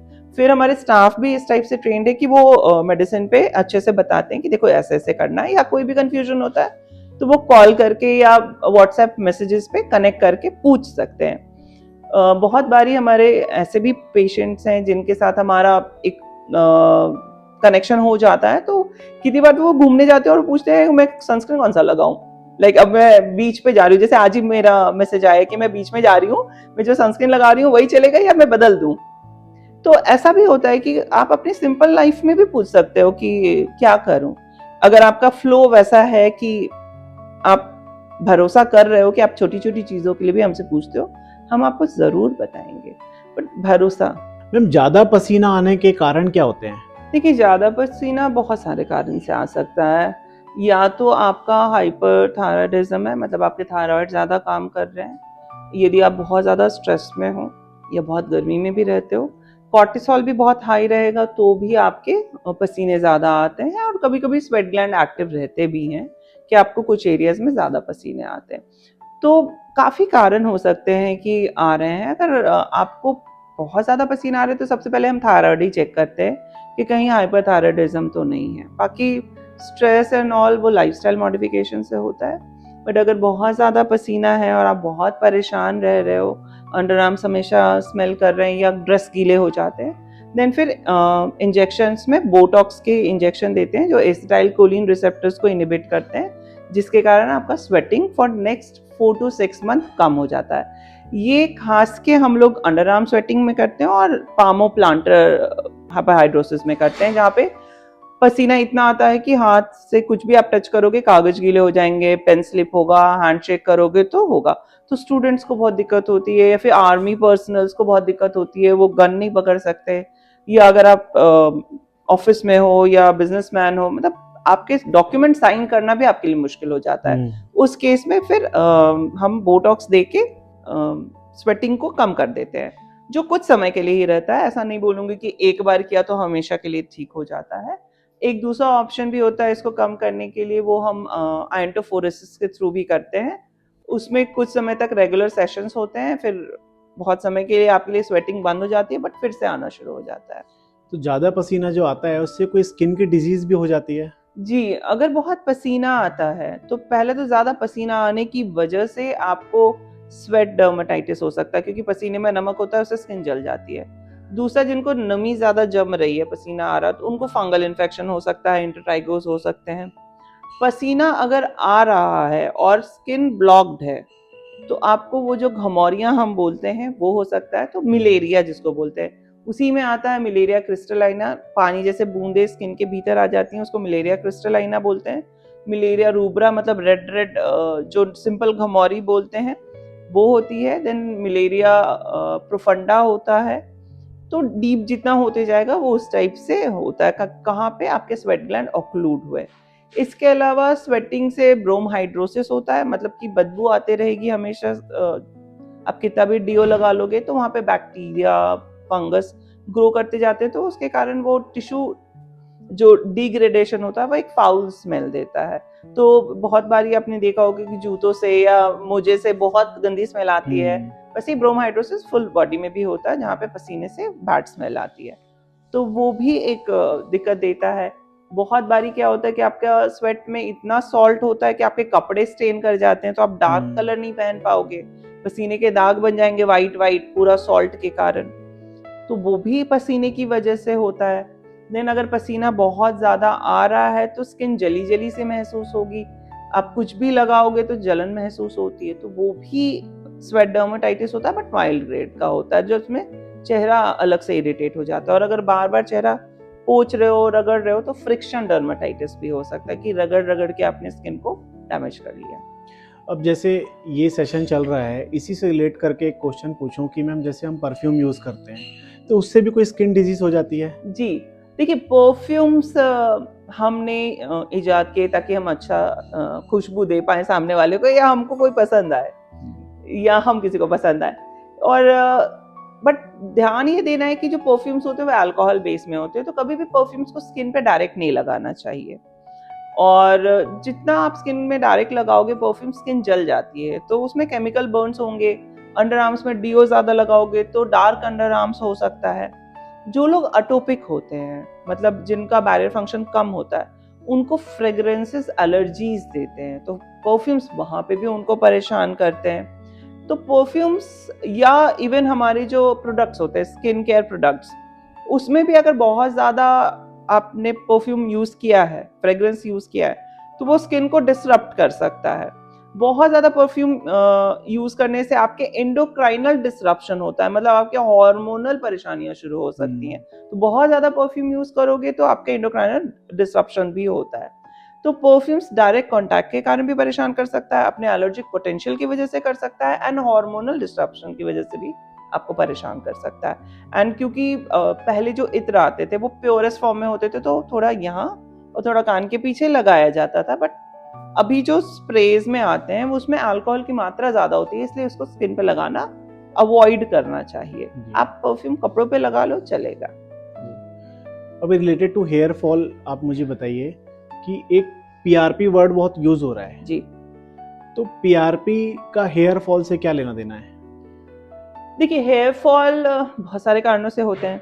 बारिश के मौसम में एक नॉर्मल भी होता है, जब साइकिल सिंक्रोनाइज होते हैं तो सभी के ऑल ओवर इंडिया सभी के बाल झड़ते हैं, किसी के कम किसी के ज्यादा। अब क्या होता है कि बाल जो हैं वो सर पे हैं, और ग्रेविटी हर वक्त काम कर रही है, तो ब्लड सप्लाई हर वक्त अच्छी रहे ऐसा जरूरी नहीं है। दूसरे, जब भी हम स्ट्रेस में होते हैं तो भी बॉडी का एज अ प्रोटेक्शन मैकेनिज्म होता है कि हमारा जो सारा ब्लड सप्लाई है वो पेरिफेरल ऑर्गन से सेंट्रल सभी जगह ब्लड चला जाएगा, तो आपके हार्ट, लंग, लिवर, किडनी बचा लिया जाएगा, बाकी सब जगह से ब्लड सप्लाई कम हो जाएगी। तो हाथ, पाँव, इवन ब्रेन को भी सप्लाई कम कर दी जाती है, तो बहुत बारी स्ट्रेस में लोग चक्कर खा के गिर भी जाते हैं। तो क्योंकि ब्लड सप्लाई पेरिफेरल ऑर्गन से कम हुई तो उसको न्यूट्रिशन कम मिला, ऑक्सीजन कम मिला, या फिर आपका डाइट ही कम है तो आपके ब्लड ने कुछ भी नहीं डिलीवर किया तो बाल झड़ रहे हैं। अब पीआरपी जो होता है वो प्लेटलेट रिच प्लाज्मा है। ब्लड के डिफरेंट कंपोनेंट्स होते हैं, एक आरबीसी, एक डब्ल्यूबीसी, एक तीसरा कंपोनेंट होता है जो प्लेटलेट्स कहलाता है, जो कि जिसमें बहुत सारे ग्रोथ फैक्टर्स होते हैं। प्लेटलेट के अंदर ग्रैन्यूल्स होते हैं जिसके अंदर बहुत सारे ग्रोथ फैक्टर होते हैं, और क्योंकि ब्लड हर जगह सप्लाई करता है तो उसके जो भी ग्रोथ फैक्टर होते हैं वो नॉन स्पेसिफिक होते हैं, मतलब उसको जहां पे भी आप इंजेक्ट करोगे वहां का जो नेचुरल टिश्यू होगा वो ग्रो करना शुरू करेगा। तो अगर हम स्कैल्प में ग्रोथ फैक्टर दे रहे हैं तो वो डर्मल पैपिला को nutrition and growth factor supply करता है, सो दैट आपका पैपिला स्ट्रांग हो जाए, स्टेम सेल एक्टिवेट हो जाए और बाल बनना शुरू हो जाए। मरे हुए बाल रिप्लेस हो जाएंगे नए बालों से। बट सेम पीआरपी को अगर हम फेस पे इंजेक्ट करेंगे तो यहाँ का नेचुरल जो डोमिनेंट टिश्यू होगा वो कोलाजन होगा, तो यहाँ स्किन क्वालिटी इंप्रूव होगी, इलास्टिसिटी इंप्रूव होगी, ग्लो आएगा, है ना। कुछ हद तक पिगमेंटेशन कम हो जाता है क्योंकि आपका स्किन हेल्दी है।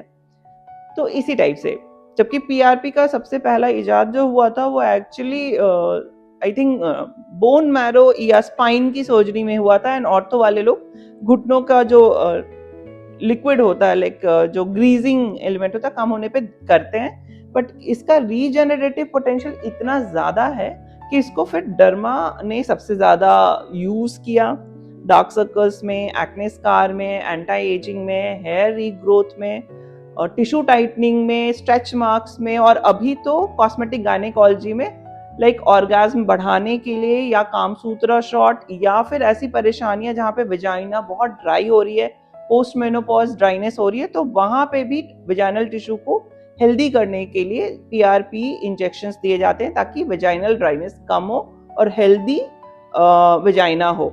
आईवीएफ में भी, एंडोमेट्रियम में या ओवरी में भी पीआरपी दिया जाता है, और अगर वेजाइनल टिश्यू में भी दिया जाए तो कंडक्टिविटी ऑफ स्पर्म बढ़ जाता है, जिसके कारण कंसीव करने के चांसेस भी बढ़ जाते हैं। सो इसका इतना ज्यादा अच्छा रोल होता है कि पीआरपी को बहुत जगह यूज करते हैं ना। कमिंग टू पीआरपी से थोड़ा और बेहतर जो होता है वो ग्रोथ फैक्टर कॉन्सेंट्रेट है। ग्रोथ फैक्टर कॉन्सेंट्रेट मतलब कि हमने जो ग्रोथ फैक्टर एक्चुअली चाहिए वो हमको पीआरपी से सारे मिल जाएं ऐसा ज़रूरी नहीं होता। कुछ ग्रैनुअल्स डिग्रैनुलेट हो गए, कुछ नहीं हुए, कुछ एक्टिव हो पाए, नहीं हो पाए, तो ग्रोथ फैक्टर कॉन्सेंट्रेट्स होते हैं, तो किट्स अलग आते हैं जो कि आपके जैसे पीआरपी बनाया वैसे ही जीएफसी बन गया और अब आपने इंजेक्ट किया तो अब उससे भी अच्छा रिजल्ट आएगा। देन इससे भी ऊपर जो आता है वो मेटासेल टेक्नोलॉजी होती है जो एक्सोसोम्स एक्सट्रैक्ट करता है ब्लड से। अब आप इसको कहीं पे भी इंजेक्ट करोगे तो वहां के टिश्यू पीआरपी या जीएफसी से भी ज्यादा अच्छा रिजल्ट देगी, क्योंकि अब आपने एक मशीन एंड फोटो मॉड्यूलेशन का भी उपयोग किया, बिकॉज वहां लाइट्स को भी यूज किया जाता है सेल्स को या ग्रोथ फैक्टर को एक्टिवेट करने में। तो मेटासेल टेक्नोलॉजी उससे भी बेहतर तरीके से करती है, क्योंकि एक्सोसोम्स एक ऐसा फ्रैक्शन है जो आपके ग्रोथ को, नरिशमेंट को बढ़ा देता है। इसी में फिर आता है, ये सारे तो हमने ब्लड से निकाले, अब ब्लड का जो भी चीज हम करेंगे वो आपके न्यूट्रिशनल फैक्टर पे डिपेंड करेगा कि अगर आपका हीमोग्लोबिन कम है, आपके प्लेटलेट कम है, तो आपका पीआरपी भी उसी टाइप का बनेगा। आपका अगर प्लेटलेट 1.5 लाख है और हमने उसको 10 टाइम्स कॉन्सेंट्रेट किया तो वो 15 लाख होगा पर ml। बट अगर आपका किसी का प्लेटलेट 4.5 लाख पर ml चल रहा है और उसको हमने कॉन्सेंट्रेट किया तो अब वो 45 लाख के कॉन्सेंट्रेशन पे रिजल्ट देगा। तो यहाँ पे थोड़ा सा कभी कभी वेरिएशन हो जाता है कि एक का पीआरपी का रिजल्ट दूसरे के पीआरपी के रिजल्ट से अलग हो सकता है, उसके खुद के न्यूट्रिशनल फैक्टर से, या वो पिछला कैसा बीमार रहा, या उसके ग्रोथ फैक्टर्स कैसे हैं, या उसका उसमें टॉक्सिक ग्रैन्युल्स कैसे हैं, या इन्फेक्शन, या बहुत सारी चीजें। इसी में रीजनरेटिव, क्योंकि ये सारे रीजनरेटिव मेडिसिन का पार्ट है, मतलब बॉडी का खुद का कैपेसिटी खुद को ठीक करने के लिए। इसी का जो सबसे एडवांस पार्ट हेयर के लिए आया है वो है रीजनरा। रीजनरा एक्सोसोम्स ही एक्सट्रैक्ट करता है, बट कहाँ से? वो टिश्यू से करता है, कान के पीछे के टिश्यू से। क्योंकि हमने देखा जब भी बाल झड़ते हैं हमारा फ्रंट पार्ट जाता है, पीछे का पार्ट जाता है, बट बिल्कुल पीछे और कान के पीछे का पार्ट नहीं जाता। तो ये डोमिनेंट एरियाज होते हैं। यहाँ का जो जीन एक्सप्रेशन होता है वो डोमिनेंट हेयर फॉलिकल वाला होता है, तो ये हार्मोनली इन्फ्लुएंस नहीं होते। तो जब रीजनरा यूज करते हैं तो हम टिश्यू सैंपल्स लेते हैं डोमिनेंट एरिया का, उसको एक मशीन में डाल के उससे एक्सोसोम्स एक्सट्रैक्ट करते हैं जो 55 बिलियन एक्सोसोम्स पर ml एक्सट्रैक्ट करता है, और उसको फिर हम इंजेक्ट करते हैं। अब यहाँ पे डिपेंडेंसी आपके न्यूट्रिशनल स्टेटस से अलग हो गई, आपके प्लेटलेट डिपेंडेंसी कम हो गई, अब आप टिश्यू के हेल्थ पे काम कर रहे हो और टिश्यू काफी दिनों तक अपना क्वालिटी मेंटेन करता है। तो रीजनरेटिव मेडिसिन पीआरपी से बढ़ के यहां तक चला गया जो ऑटोलॉगस यूज कर रहे हैं।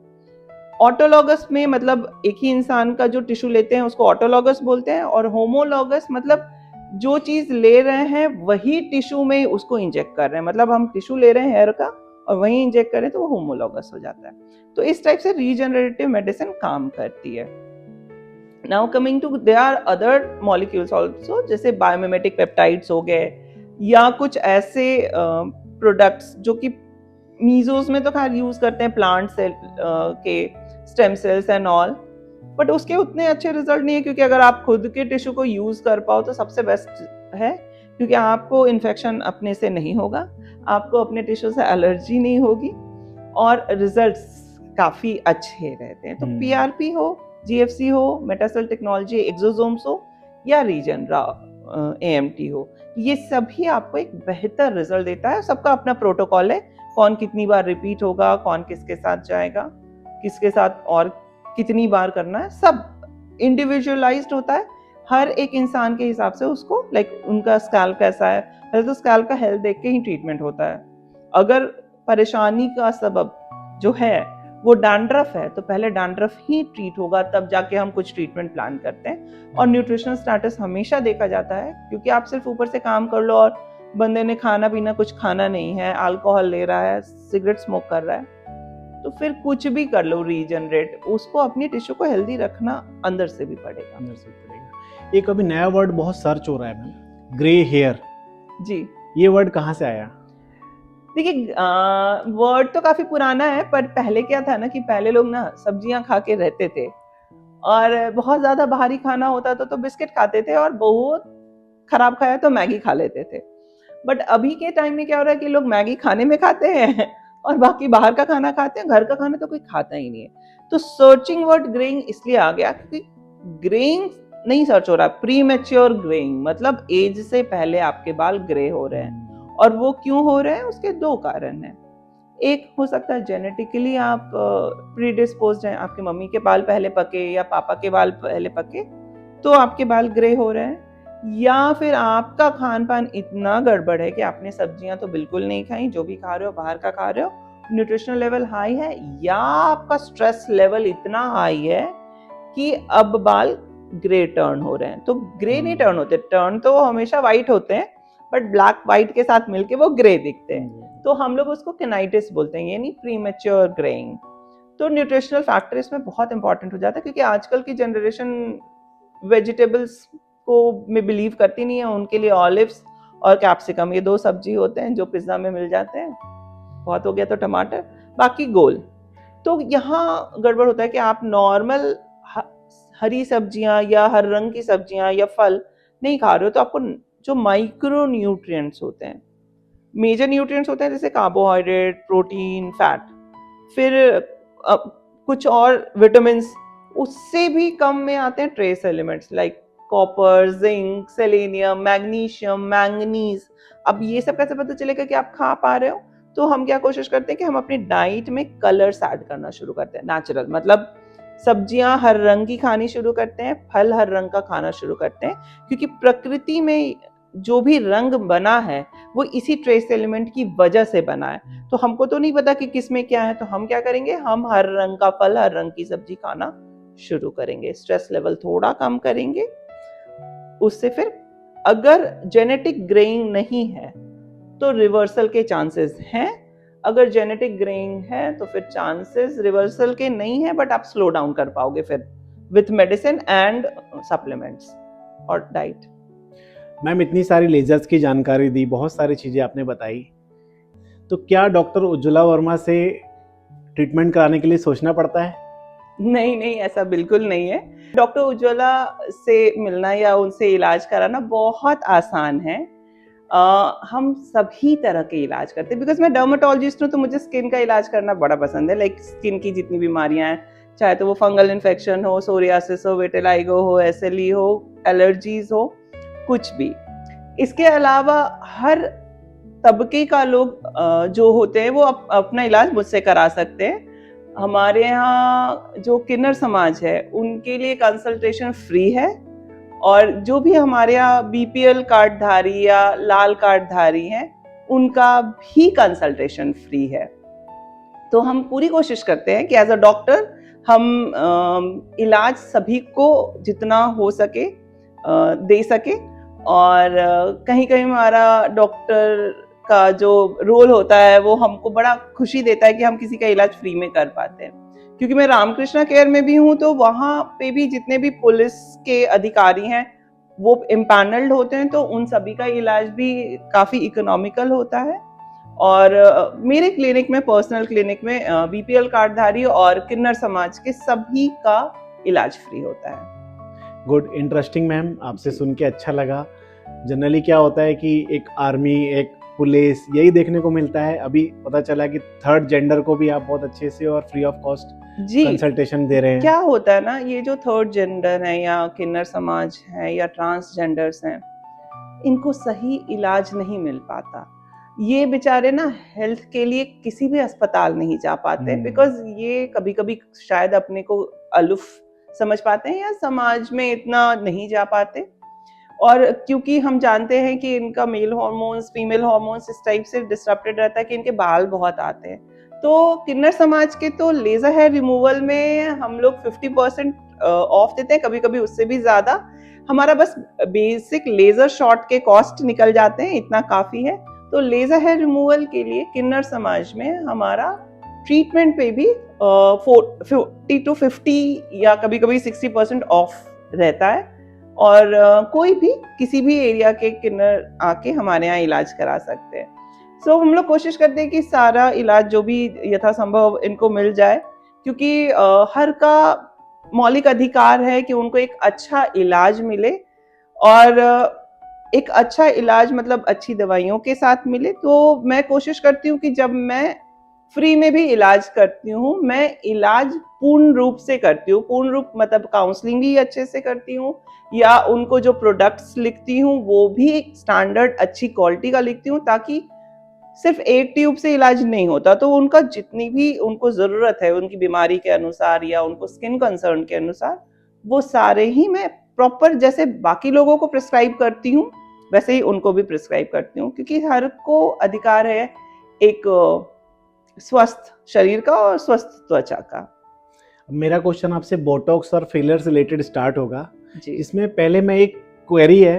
बोटॉक्स अभी हम देख रहे हैं सलून में हेयर बोटॉक्स हो रहा है और डर्मेटोलॉजिस्ट वाला बोटॉक्स भी हो रहा है, तो वो कैसे अलग है? जी, सो बोटॉक्स जो है वो बोटुलिनम टॉक्सिन का शॉर्टकट फॉर्म है, और बोटुलिनम टॉक्सिन बेसिकली एक बैक्टीरिया का टॉक्सिन है जो कि काम ये करता है कि मसल को पैरालाइज करता है या वीक करता है। तो बोटुलिनम टॉक्सिन को हम लोग यूज करते हैं प्यूरिफाइड फॉर्म में और इंजेक्ट करते हैं, सो दैट आपके मसल की एक्टिविटी को वो कम कर दे। तो ये जो जितने भी यहाँ पे फ्राउन लाइन आते हैं, यहाँ पे ट्रांसवर्स लाइन आती हैं, या क्रोज फीट आते हैं, या प्लेटिज्मल बैंड आता है, उन सभी जगह एसिटाइल कोलिन को इनहिबिट करता है, जिससे कारण जो मसल की हाइपर एक्टिविटी है या डायनामिक लाइंस है वो कम हो जाते हैं। तो इसके कारण स्मूथ स्किन आती है। तो बोटॉक्स आपको एक स्मूदर स्किन देता है। मीजो बोटॉक्स में भी आप superficial fine lines and wrinkles को कम कर सकते हो, जो कि मसल एक्टिविटी की वजह से अगर हो रहे हैं तो। अब बालों में जो बोटॉक्स होता है वो थोड़ा डिफरेंट होता है। बोटॉक्स को वहाँ वो लोग इसलिए यूज करते हैं कि वो अगर आपके बाल वेवी हैं, फ्रिजी हैं, अपने कंट्रोल में नहीं रहते, तो बोटॉक्स या ऑर्गेनिक बोटॉक्स या जो ट्रीटमेंट करते हैं उससे बाल स्मूथ और रिंकल फ्री हो जाते हैं। तो वो as a mimicking words use करते हैं, बट वो बोटॉक्स अलग होता है। स्कैल्प में भी इंजेक्शन में बोटॉक्स हम करते हैं, जो कि हेयर ग्रोथ में हेल्प करता है, या अगर आपको बहुत ज्यादा स्वेटिंग होती है तो भी हम लोग कभी कभी इंजेक्शन बोटॉक्स का स्कैल्प में इंजेक्शन में यूज करते हैं। बट सैलून के बोटॉक्स और डॉक्टर्स के डर्मेटोलॉजिस्ट के बोटॉक्स में काफी अंतर होता है। तो एक और वर्ड है फिलर्स, ये क्या होता है? सो फिलर, जैसा कि नाम से हमको समझ में आ रहा है, फिलर यानी कुछ फिल करना, मतलब कहीं पे कुछ कमी है तो उसको भरा जा रहा है। जो फिलर्स होते हैं वो हाइलुरोनिक एसिड होते हैं, जो कि नेचुरल म्यूकोपॉलीसैकेराइड आपकी स्किन में होते हैं। उसी में क्रॉस लिंकिंग करके उसका जो मॉलिक्यूलर स्ट्रक्चर है वो टफ, स्ट्रॉन्ग या लूज किया जाता है, सो दैट या तो अगर लो जी प्राइम के हाइलुरोनिक एसिड फिलर्स हैं तो वो आपको हाइड्रेशन ज्यादा देंगे, एंड हाई जी प्राइम के जो फिलर्स होते हैं वो आपको स्ट्रक्चरल कंटूरिंग दे सकते हैं। तो जब हमको लगता है कि हमारा फैट बहुत कम हो गया है, बोनी रिजॉर्प्शन है, या शेप कहीं नहीं आता, तो वहाँ पे हम फिलर देके उस शेप को मेंटेन करते हैं। इसी टाइप से लिप्स में अगर हम फिलर्स डालें तो वॉल्यूम दे सकते हैं, या लिप मार्जिन अच्छे नहीं तो दे सकते हैं। टियर ट्रफ ट्रीट कर सकते हैं, मतलब गड्ढा को। अगर फेस नीचे की तरफ जा रहा है तो अगर मैक्सिलरी पॉइंट्स पे हम फिलर्स दे तो फेस लिफ्ट हो जाता है। ऐसे ही डिफरेंट डिफरेंट एरियाज पे करते हैं। अगर चिन पे किए तो आप एक बहुत सुंदर वी बना सकते हो फीमेल्स में, या अगर मेल में कर रहे हो तो एक अच्छा जॉ लाइन या ब्रॉड चिन बना सकते हो। नोज भी हम लिफ्ट कर सकते हैं बोटॉक्स के फिलर्स के साथ। बोटॉक्स क्योंकि इसके साथ यूज करते हैं सो दैट यहाँ पे लाइंस कम हो जाए। सो डिफरेंट डिफरेंट इंडिकेशंस होते हैं जहाँ पे हम फिलर्स का उपयोग करते हैं। बेसिकली वॉल्यूम रिप्लेसमेंट के लिए हम फिलर्स यूज करते हैं। क्या बोटॉक्स और फिलर सबके लिए होता है? जी, बोटॉक्स एंड फिलर्स यूजुअली, क्योंकि कॉस्मेटिक प्रोसीजर होते हैं, हम 18 ईयर या उसके अबव में ही करते हैं। सबके लिए मतलब कोई भी करा सकता है, अगर इंडिकेशन है और कॉन्ट्राइंडिकेशन नहीं है तो। उन लोगों के लिए जो एक्चुअली अपने हाइपरडायनामिक लाइंस को ठीक करना चाहते हैं या एक्सप्रेशन लाइन को ठीक करना चाहते हैं, उनके लिए बोटॉक्स है। अगर चाहते हैं करना तो जरूर कर सकते हैं। फिलर्स उन सभी जगह उपयोग किए जा सकते हैं जहां पे आपको लगता है कि आपका वॉल्यूम डिफिशिएंट है। यदि आपको अपना चिन थोड़ा प्रोमिनेंट करना है तो भी फिलर्स करते हैं। यदि आपको लगता है कि आपके लिप का शेप अच्छा नहीं है, या फिर लिप्स बहुत जल्दी जल्दी ड्राई हो जाते हैं, तो भी hyaluronic acid skin boosters filler के रूप में यूज करते हैं, जहाँ पे रिकरेंट चैपिंग ऑफ लिप्स को कम कर सकते हैं या लिप्स को प्लम बना सकते हैं। लिप्स में वॉल्यूम दे सकते हैं या लिप्स का मार्जिन डिफाइन कर सकते हैं।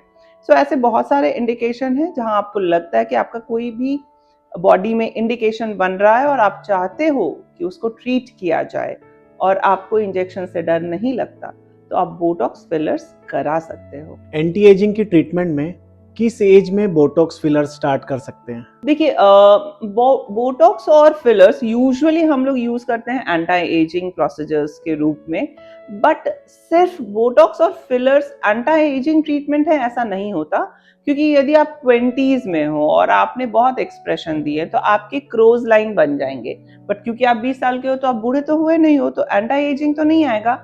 यहाँ पे हम ट्रीट करेंगे आपके हाइपरडायनेमिक लाइंस को, तो जो भी एक्सप्रेशन लाइंस होते हैं उनको पैरालाइज कर दिया जाता है, सो दैट मसल्स को रिलैक्स कर देते हैं तो लाइंस कम दिखती है। सिमिलरली अगर आपके प्लैटिज्मल बैंड है, वो यूजुअली एज होने पे दिखती हैं बट यंग एज पे भी बन सकती हैं, तो बोटॉक्स ऐसा एंटी एजिंग ट्रीटमेंट नहीं है, वो टारगेटेड ट्रीटमेंट है।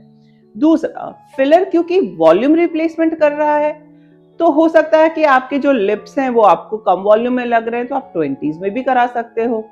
बट अगर आपको लगता है कि आपका फेस सैग हो रहा है, तो एज अ वॉल्यूम रिप्लेनिशर हम फिलर्स करते हैं, तो एज के टाइम में करते हैं।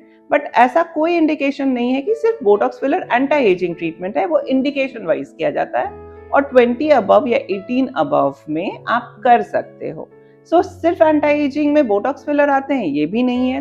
तो ऐसे बहुत सारे एनर्जी बेस्ड डिवाइसेस आती हैं जो सबसे पहले आपकी स्किन का कोलाजन टाइट करती हैं, स्किन को अपनी जगह टाइट कर देती हैं। अब कहीं पे अगर लगता है कि बोन का रिजॉर्प्शन हो रहा है या बोन डिफिशिएंट है या फैट कम है, वेट आपने लॉस किया, आपका फैट कम होता जा रहा है और उतना अच्छा स्कल्प्टेड चीक्स नहीं बन रहे, तो आप फिलर देते हो एक एनर्जी बेस्ड डिवाइस से फेस को टाइट करने के बाद, जैसे हाइफो किया, स्मैश लिफ्ट किया, फॉर्मा लिफ्ट्स किए या कोई भी टेक्निक किया, पूरे कोलाजन को टाइट किया।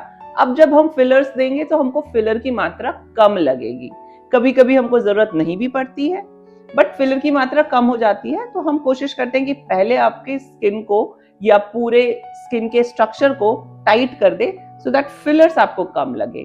और क्योंकि फिलर्स हमको रिपीट करने पड़ते हैं, तो सबसे पहले जरूरी है कि आपका स्किन टाइट रहे ताकि फिलर अपनी जगह से डिस्प्लेस नहीं हो, क्योंकि फिलर बहुत जल्दी गायब नहीं होते स्किन में, वो काफी साल रहते हैं। बट स्किन अगर लूज होगी तो फिलर अपनी जगह से डिस्प्लेस हो जाते हैं, मतलब अपनी जगह सही जगह पे नहीं होते, कहीं इधर उधर डिस्प्लेस हो जाते हैं, तो वो स्ट्रक्चर नहीं देते।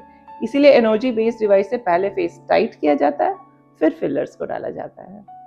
क्या बोटॉक्स और फिलर से फेस का स्ट्रक्चर भी चेंज किया जाता है? जैसे बचपन में मेरा फेस कुछ और था, फिर थोड़ा ऊपर आया तो कुछ और हुआ, फिर चेंजेस होने चालू हुए। जी, बचपन से बड़े होने में फेस वैसे भी चेंज होता है, बिकॉज बचपन का चाइल्डिश फेस होता है और फिर हम बड़े होते जाते हैं तो एक हार्मोनल इन्फ्लुएंस होता है, फिर आप लाइफ में कितना स्ट्रगल कर रहे हो, कितना फिजिकल एक्सपोजर है, इमोशनली कैसे हो, वैसे भी फेस चेंज होता है।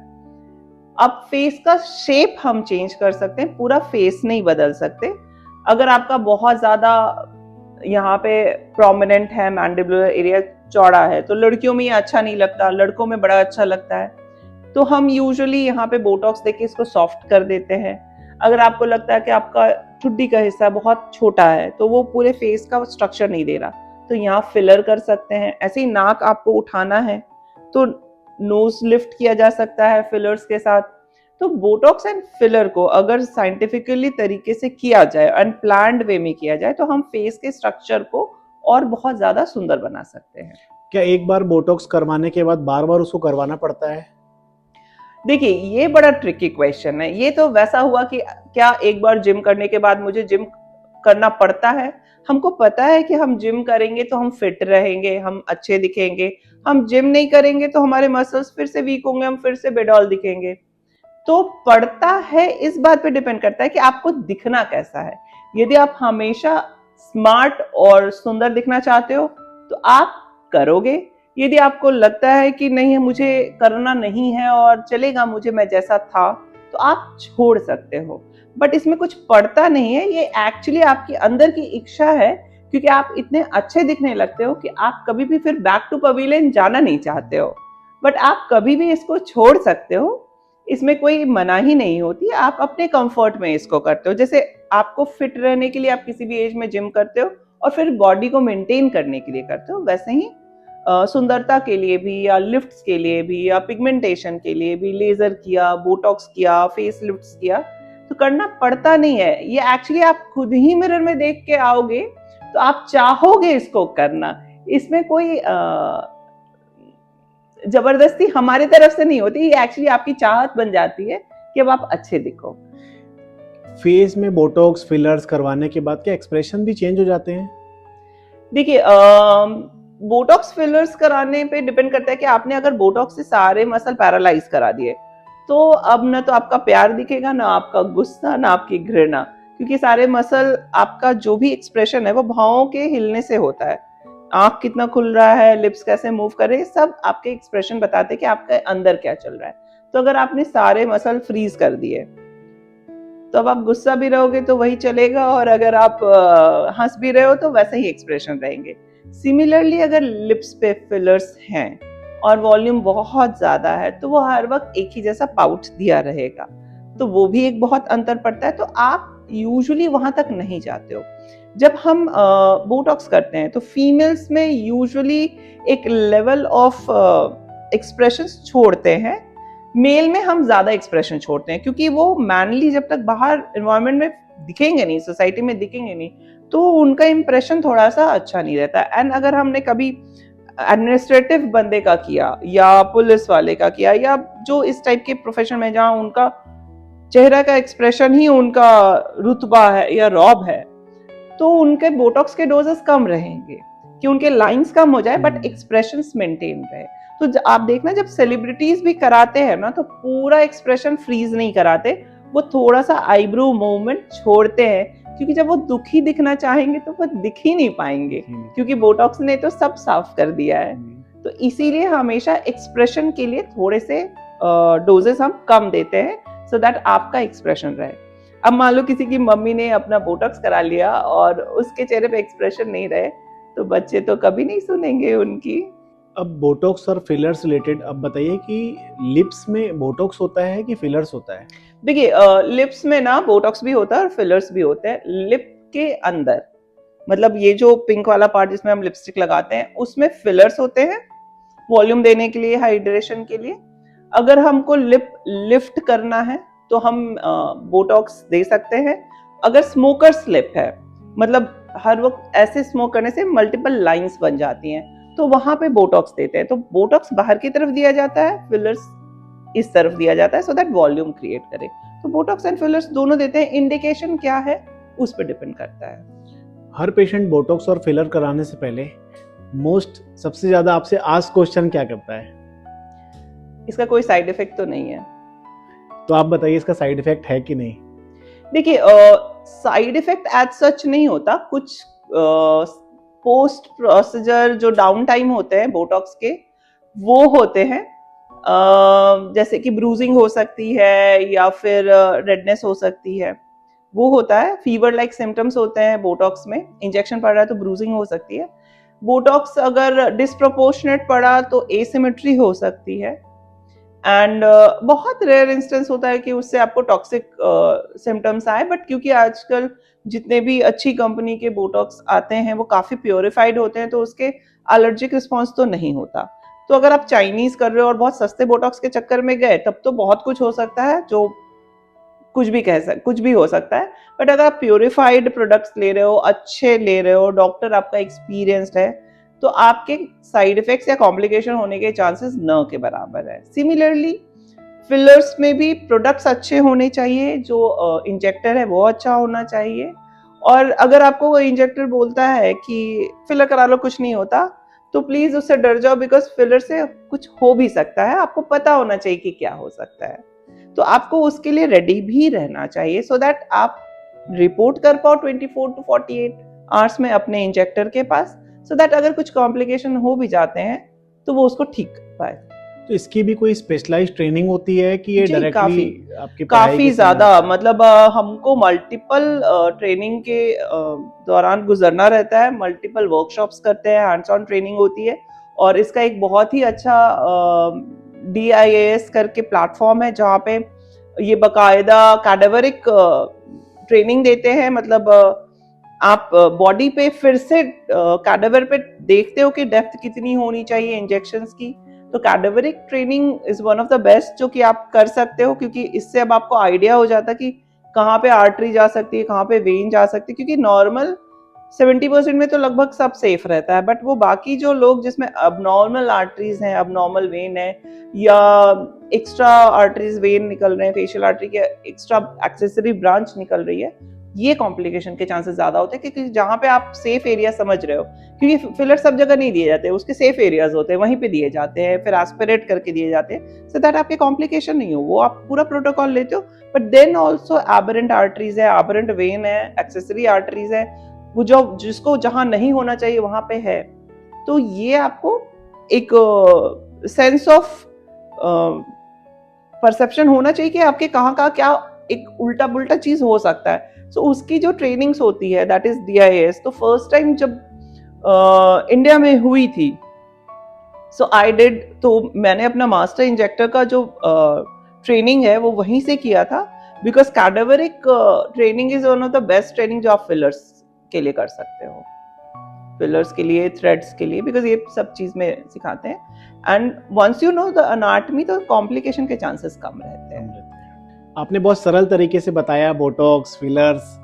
अब जिन पेशेंट्स को डर लगता है इंजेक्शन से, वो कैसे बोटॉक्स फिलर करा सकता है? जी, क्योंकि बोटॉक्स फिलर जिस चीज के लिए हम कर रहे हैं, मतलब एंटी एजिंग के लिए, या यूथफुल अपीयरेंस के लिए, या सॉफ्ट सटल लुक्स के लिए, तो जिन लोगों को डर लगता है, तभी तो हमारे पास 70 मशीनें हैं, तो मशीन ड्रिवन ट्रीटमेंट्स होते हैं। अब हमको, जब हमको लग रहा है कि हमारा चीक्स नीचे जा रहा है, तो वो किस कारण से जा रहा है? एक तो हमारा स्किन कोलाजन के साथ नीचे जा रहा है, दूसरे हमारे मसल अपनी जगह पे पोजीशनिंग नहीं कर रहे। आप देखना, जब हम हंसते हैं तो हमारे चीक्स बिल्कुल ऊपर रहते हैं, जैसे फिलर्स डाल रखा है, बट हम हर वक्त नहीं हंसते। बट हंसते हैं तो क्यों ऊपर चीक्स फूले लगते हैं? क्योंकि मसल ने उसको पुल किया है। तो अब हमारे पास डिफरेंट मशीनें हैं, खास के ऐसी मशीनें जो मस्कुलर लिफ्टिंग करती है। स्किन तो लिफ्ट कर ही रहे थे हम अब तक, कोलाजन टाइट कर रहे थे, जो स्किन लूज हो रही है उसको टाइट कर रहे हैं, मसल भी टाइट कर रहे हैं, सो दैट अगर मसल कंटूरिंग अच्छी हो जाती है, फिर आपको फिलर्स की जरूरत नहीं के बराबर पड़ती है। आप वॉल्यूम लॉस में तब आपको फिलर की जरूरत पड़ेगी, बट आपको फेस लिफ्ट के लिए जरूरत नहीं पड़ेगी। फिर आते हैं, अगर मसल को हम टोन करते जाते हैं तो भी लाइंस कम होती जाएंगी, एंड कोलाजन रिबिल्डिंग कर रहे हैं तो भी जो फिक्स लाइंस है, मतलब हर वक्त धारियां जो दिख रही हैं, उसको काफी हद तक हम कर सकते हैं कम। इसी में रीजनरेटिव मेडिसिन का रोल बढ़ जाता है, जैसे कि अगर हम PRP करें, GFC करें, या MCT एक्सोसोम्स करें, इवन अभी PDRNAs हो गए, ये अगर करते हैं तो हम स्किन का टेक्सचर इस टाइप से इंप्रूव कर सकते हैं, या स्किन को इस टाइप से बिल्ड करने में मदद कर सकते हैं कि वो जो रिंकलिंग दे रहा है वो कम होते चला जाएगा, तो स्किन रिमॉडलिंग कर देते हैं। तो ये फिर इंजेक्शन से हटके एनर्जी बेस्ड डिवाइस पे, लेजर्स पे, मॉर्फियस 8 पे, स्मैश है, हाइफो है, ये अब कोलाजन टाइटनिंग इस टाइप से करेगा कि आपको फिर फिलर्स या बोटॉक्स की जरूरत कम हो जाती है। बोटॉक्स को यूजुअली कोई रिप्लेस नहीं कर पाता, तो जहां जरूरत है वहां तो जरूरत है ही, बट फिर भी यदि आप डरते हैं तो आपके बाकी इफेक्ट को हम कम कर सकते हैं। तो वो कोलाजन बूस्टिंग में भी हो जाता है। अगर हम आपके मसल्स को भी टाइट करते हैं तो भी हाइपर एक्टिव मसल्स ज्यादा फोल्ड हो रहे हैं, तभी वो फोल्ड्स बनाते हैं, तो कोलाजन आप टाइट कर दो और साथ में मसल्स टोन कर दोगे तो भी लाइंस एंड रिंकल्स कम हो जाती है। एंड देखा गया है कि जब हम बार बार बोटॉक्स कराते हैं तो एक एज के बाद, लाइक 50s में, आईब्रोज ड्रूप करना शुरू करते हैं, क्योंकि आपके फोरहेड ने उसको खींच के रखा ही नहीं, क्योंकि आपने अपने फ्रंटालिस को तो पैरालाइज कर दिया, तो उनको ना आईज ऐसे भारी भारी लगेंगे, उनको दिखेगा कम। उस केस में देन हमारे पास EMS लिफ्ट्स होते हैं जो आपके फोरहेड के मसल को टाइट करते हैं, सो दैट आपको फिर से वापस फेस लिफ्टेड फील हो और आईज पे हेवीनेस नहीं हो। तो इवन बोटॉक्स के जो कॉम्प्लिकेशन होते हैं, फेशियल एसिमेट्री, ट्विचिंग या फिर हेवीनेस, उसको वापस करने के लिए भी वी हैव डिवाइसेस जहां पे हम उसके साइड इफेक्ट्स को कम करते चले जाते हैं। तो मसल स्टिमुलेशन बढ़ाते जाएंगे तो बोटॉक्स का असर कम होते चला जाएगा। तो अभी कभी होता है कि आपने बोटॉक्स जैसे भी एसिमेट्रिकली एक तरफ ज्यादा उठ गया, एक तरफ कम है, अब आप 6 महीने फंसे हो, आप उसको रिवर्ट वैसे नहीं कर सकते क्योंकि उस एंटागोनाइज कोई नहीं करता, तो मस्कुलर लिफ्टिंग वहाँ होती है जहाँ पे हम मसल को इस टाइप से स्टिमुलेट करते हैं कि बोटॉक्स का असर थोड़ा जल्दी चला जाता है। तो 6 महीने नहीं करके 1.5-2 महीने में असर कम हो जाता है, तो एटलीस्ट आप फिर नॉर्मल टू गो हो जाते हो। तो कोलाजन बूस्टिंग वहाँ पे आती है, देयर आर डिफरेंट टेक्निक्स जो कि बिना इंजेक्शन के काम करती है। तो तभी हमारे पास इतनी मशीन है, बिकॉज हम एज एन इंडियन हम थोड़े डर में रहते हैं, तो हर कोई इंजेक्शन पसंद नहीं हो। और जैसा मैं हमेशा देखती हूँ कि मेरी ओपीडी में पेरेंट्स आते हैं तो बच्चों को बोलते हैं देखो तुम सब्जी खाना, नहीं तो डॉक्टर इंजेक्शन दे देंगे। तो हमारा तो डर वहां से शुरू हुआ है कि डॉक्टर इंजेक्शन दे देंगे, इंजेक्शन हमको लेना नहीं है। So that is why we been working everywhere, like Botox filler पे तो जो काम कर रहे हैं, एनर्जी बेस्ड डिवाइसेस पे ज्यादा कर रहे हैं, बिकॉज हर के अंदर एक हल्का सा डर है। एंड बहुत बारी लोग ऐसा भी मानते हैं कि हमको कुछ भी आर्टिफिशियल अपने शरीर के अंदर लेना ही नहीं है, तो ये जितने भी बोटॉक्स लेना है या फिलर्स लेना है, तो कभी कभी बॉडी नहीं लेना चाहते, तो वहाँ पे हम नेचुरल कोलाजन को ही बूस्ट करते हैं। मैम बहुत सारी जानकारी मिली और कहीं ना कहीं ये बहुत इन्फॉर्मेटिव है उन लोगों के लिए जो ये सब करवाना चाहते हैं, बोटॉक्स, फिलर्स और पीआरपी सारे सेशंस कराना चाहते हैं। तो क्या ये सिर्फ फीमेल्स के लिए है, ये मेल पर्सन्स के लिए नहीं है? नहीं नहीं, ऐसा बिल्कुल नहीं है कपिल। हम ना मेल और फीमेल दोनों के लिए ट्रीटमेंट्स करते हैं। तो हमारे जो प्री ब्राइडल होते हैं वो सिर्फ ब्राइड्स के लिए नहीं, ब्राइड ग्रूम के भी आते हैं, जैसे full body laser hair removal से लेके hair regeneration, hair transplant, because we work in VIP transplant, तो विद इन अ मंथ आपके फुल ग्रोथ आ सकती है, वैसे ट्रांसप्लांट भी हम करते हैं। देन बॉडी स्कल्पिंग, अगर आप बहुत जल्दी अपना वेट लूज करना चाहते हो, जल्दी तो नहीं बट साइंटिफिकली ऑफ कोर्स, आप अपना कोई फैट पैड हटाना चाहते हो या टमी का हिस्सा जो बहुत ज्यादा डिफाइन नहीं है उसको कम करना चाहते हो, हम उस पर काम करते हैं। आपको अपनी बॉडी में एप्स ज्यादा दिखाने हैं, तो वी हैव टेस्ला फॉर्मर जो कि आपके एप्स ज्यादा अच्छे से बना के दे सकता है। तो बिना एक्सरसाइज के 30 मिनट में वो 30,000 क्रंचेस आपको करा देता है, तो आपके कट्स काफी डिफाइन हो सकते हैं। इसके अलावा मेल्स के लिए तो वी आर इनटू लाइक, जैसे हम फीमेल्स में कॉस्मेटिक गायनेकोलॉजी में काम कर रहे हैं, तो female vaginal dryness, vaginal dilatation या लूजनेस पे काम कर रहे हैं, वेजाइनल टाइटनिंग पे, या मॉमी मेकओवर में काम कर रहे हैं, वहाँ पे फीमेल सेक्सुअल फंक्शन इंप्रूव कर रहे हैं, वैसे ही मेल में भी इरेक्टाइल डिसफंक्शन पे वर्क कर रहे हैं। So we have Tesla former chair जो कि अकेले छत्तीसगढ़ में we been offering services for male patient, जो अगर उनको कभी भी लगता है कि काम के लोड की वजह से उनका सेक्सुअल परफॉर्मेंस कम हो रहा है, तो with the use of functional magnetic stimulation उनके पेल्विक सप्लाई जो नर्व की या ब्लड सप्लाई है वो इम्प्रूव होती जाती है, मसल टोन अच्छा हो जाता है, सो दैट इरेक्टाइल डिसफंक्शन का अगर कोई भी प्रॉब्लम वो फेस कर रहे हैं तो वो कम होते चला जाएगा, अगर वो साइकोलॉजिकल नहीं है, बिकॉज यहाँ पे साइकोलॉजिकल पार्ट हम नहीं ट्रीट कर पाएंगे। सो मेल के लिए तो काफी कुछ है, ऐसा नहीं है, हम बिल्कुल पार्शियलिटी नहीं करते, हम जितना फीमेल के लिए ट्रीटमेंट ऑफर करते हैं उतना ही मेल के लिए है। और मुझे लगता है कि मेल काफी अवेयर है, बिकॉज हमारे यहाँ काफी मेल आते हैं जो body lightening, infusions, hair transplant, face lifts, dark circle के लिए आते हैं, बॉडी कंटूरिंग के लिए, वेट रिडक्शन के लिए आते हैं, तो ऐसे काफी हैं। जीएफसीज बहुत होती हैं, फीमेल की तो होती ही है, मेल की तो खैर वो तो ध्यान देते भी है, बट फीमेल भी बहुत कर रहे होते हैं।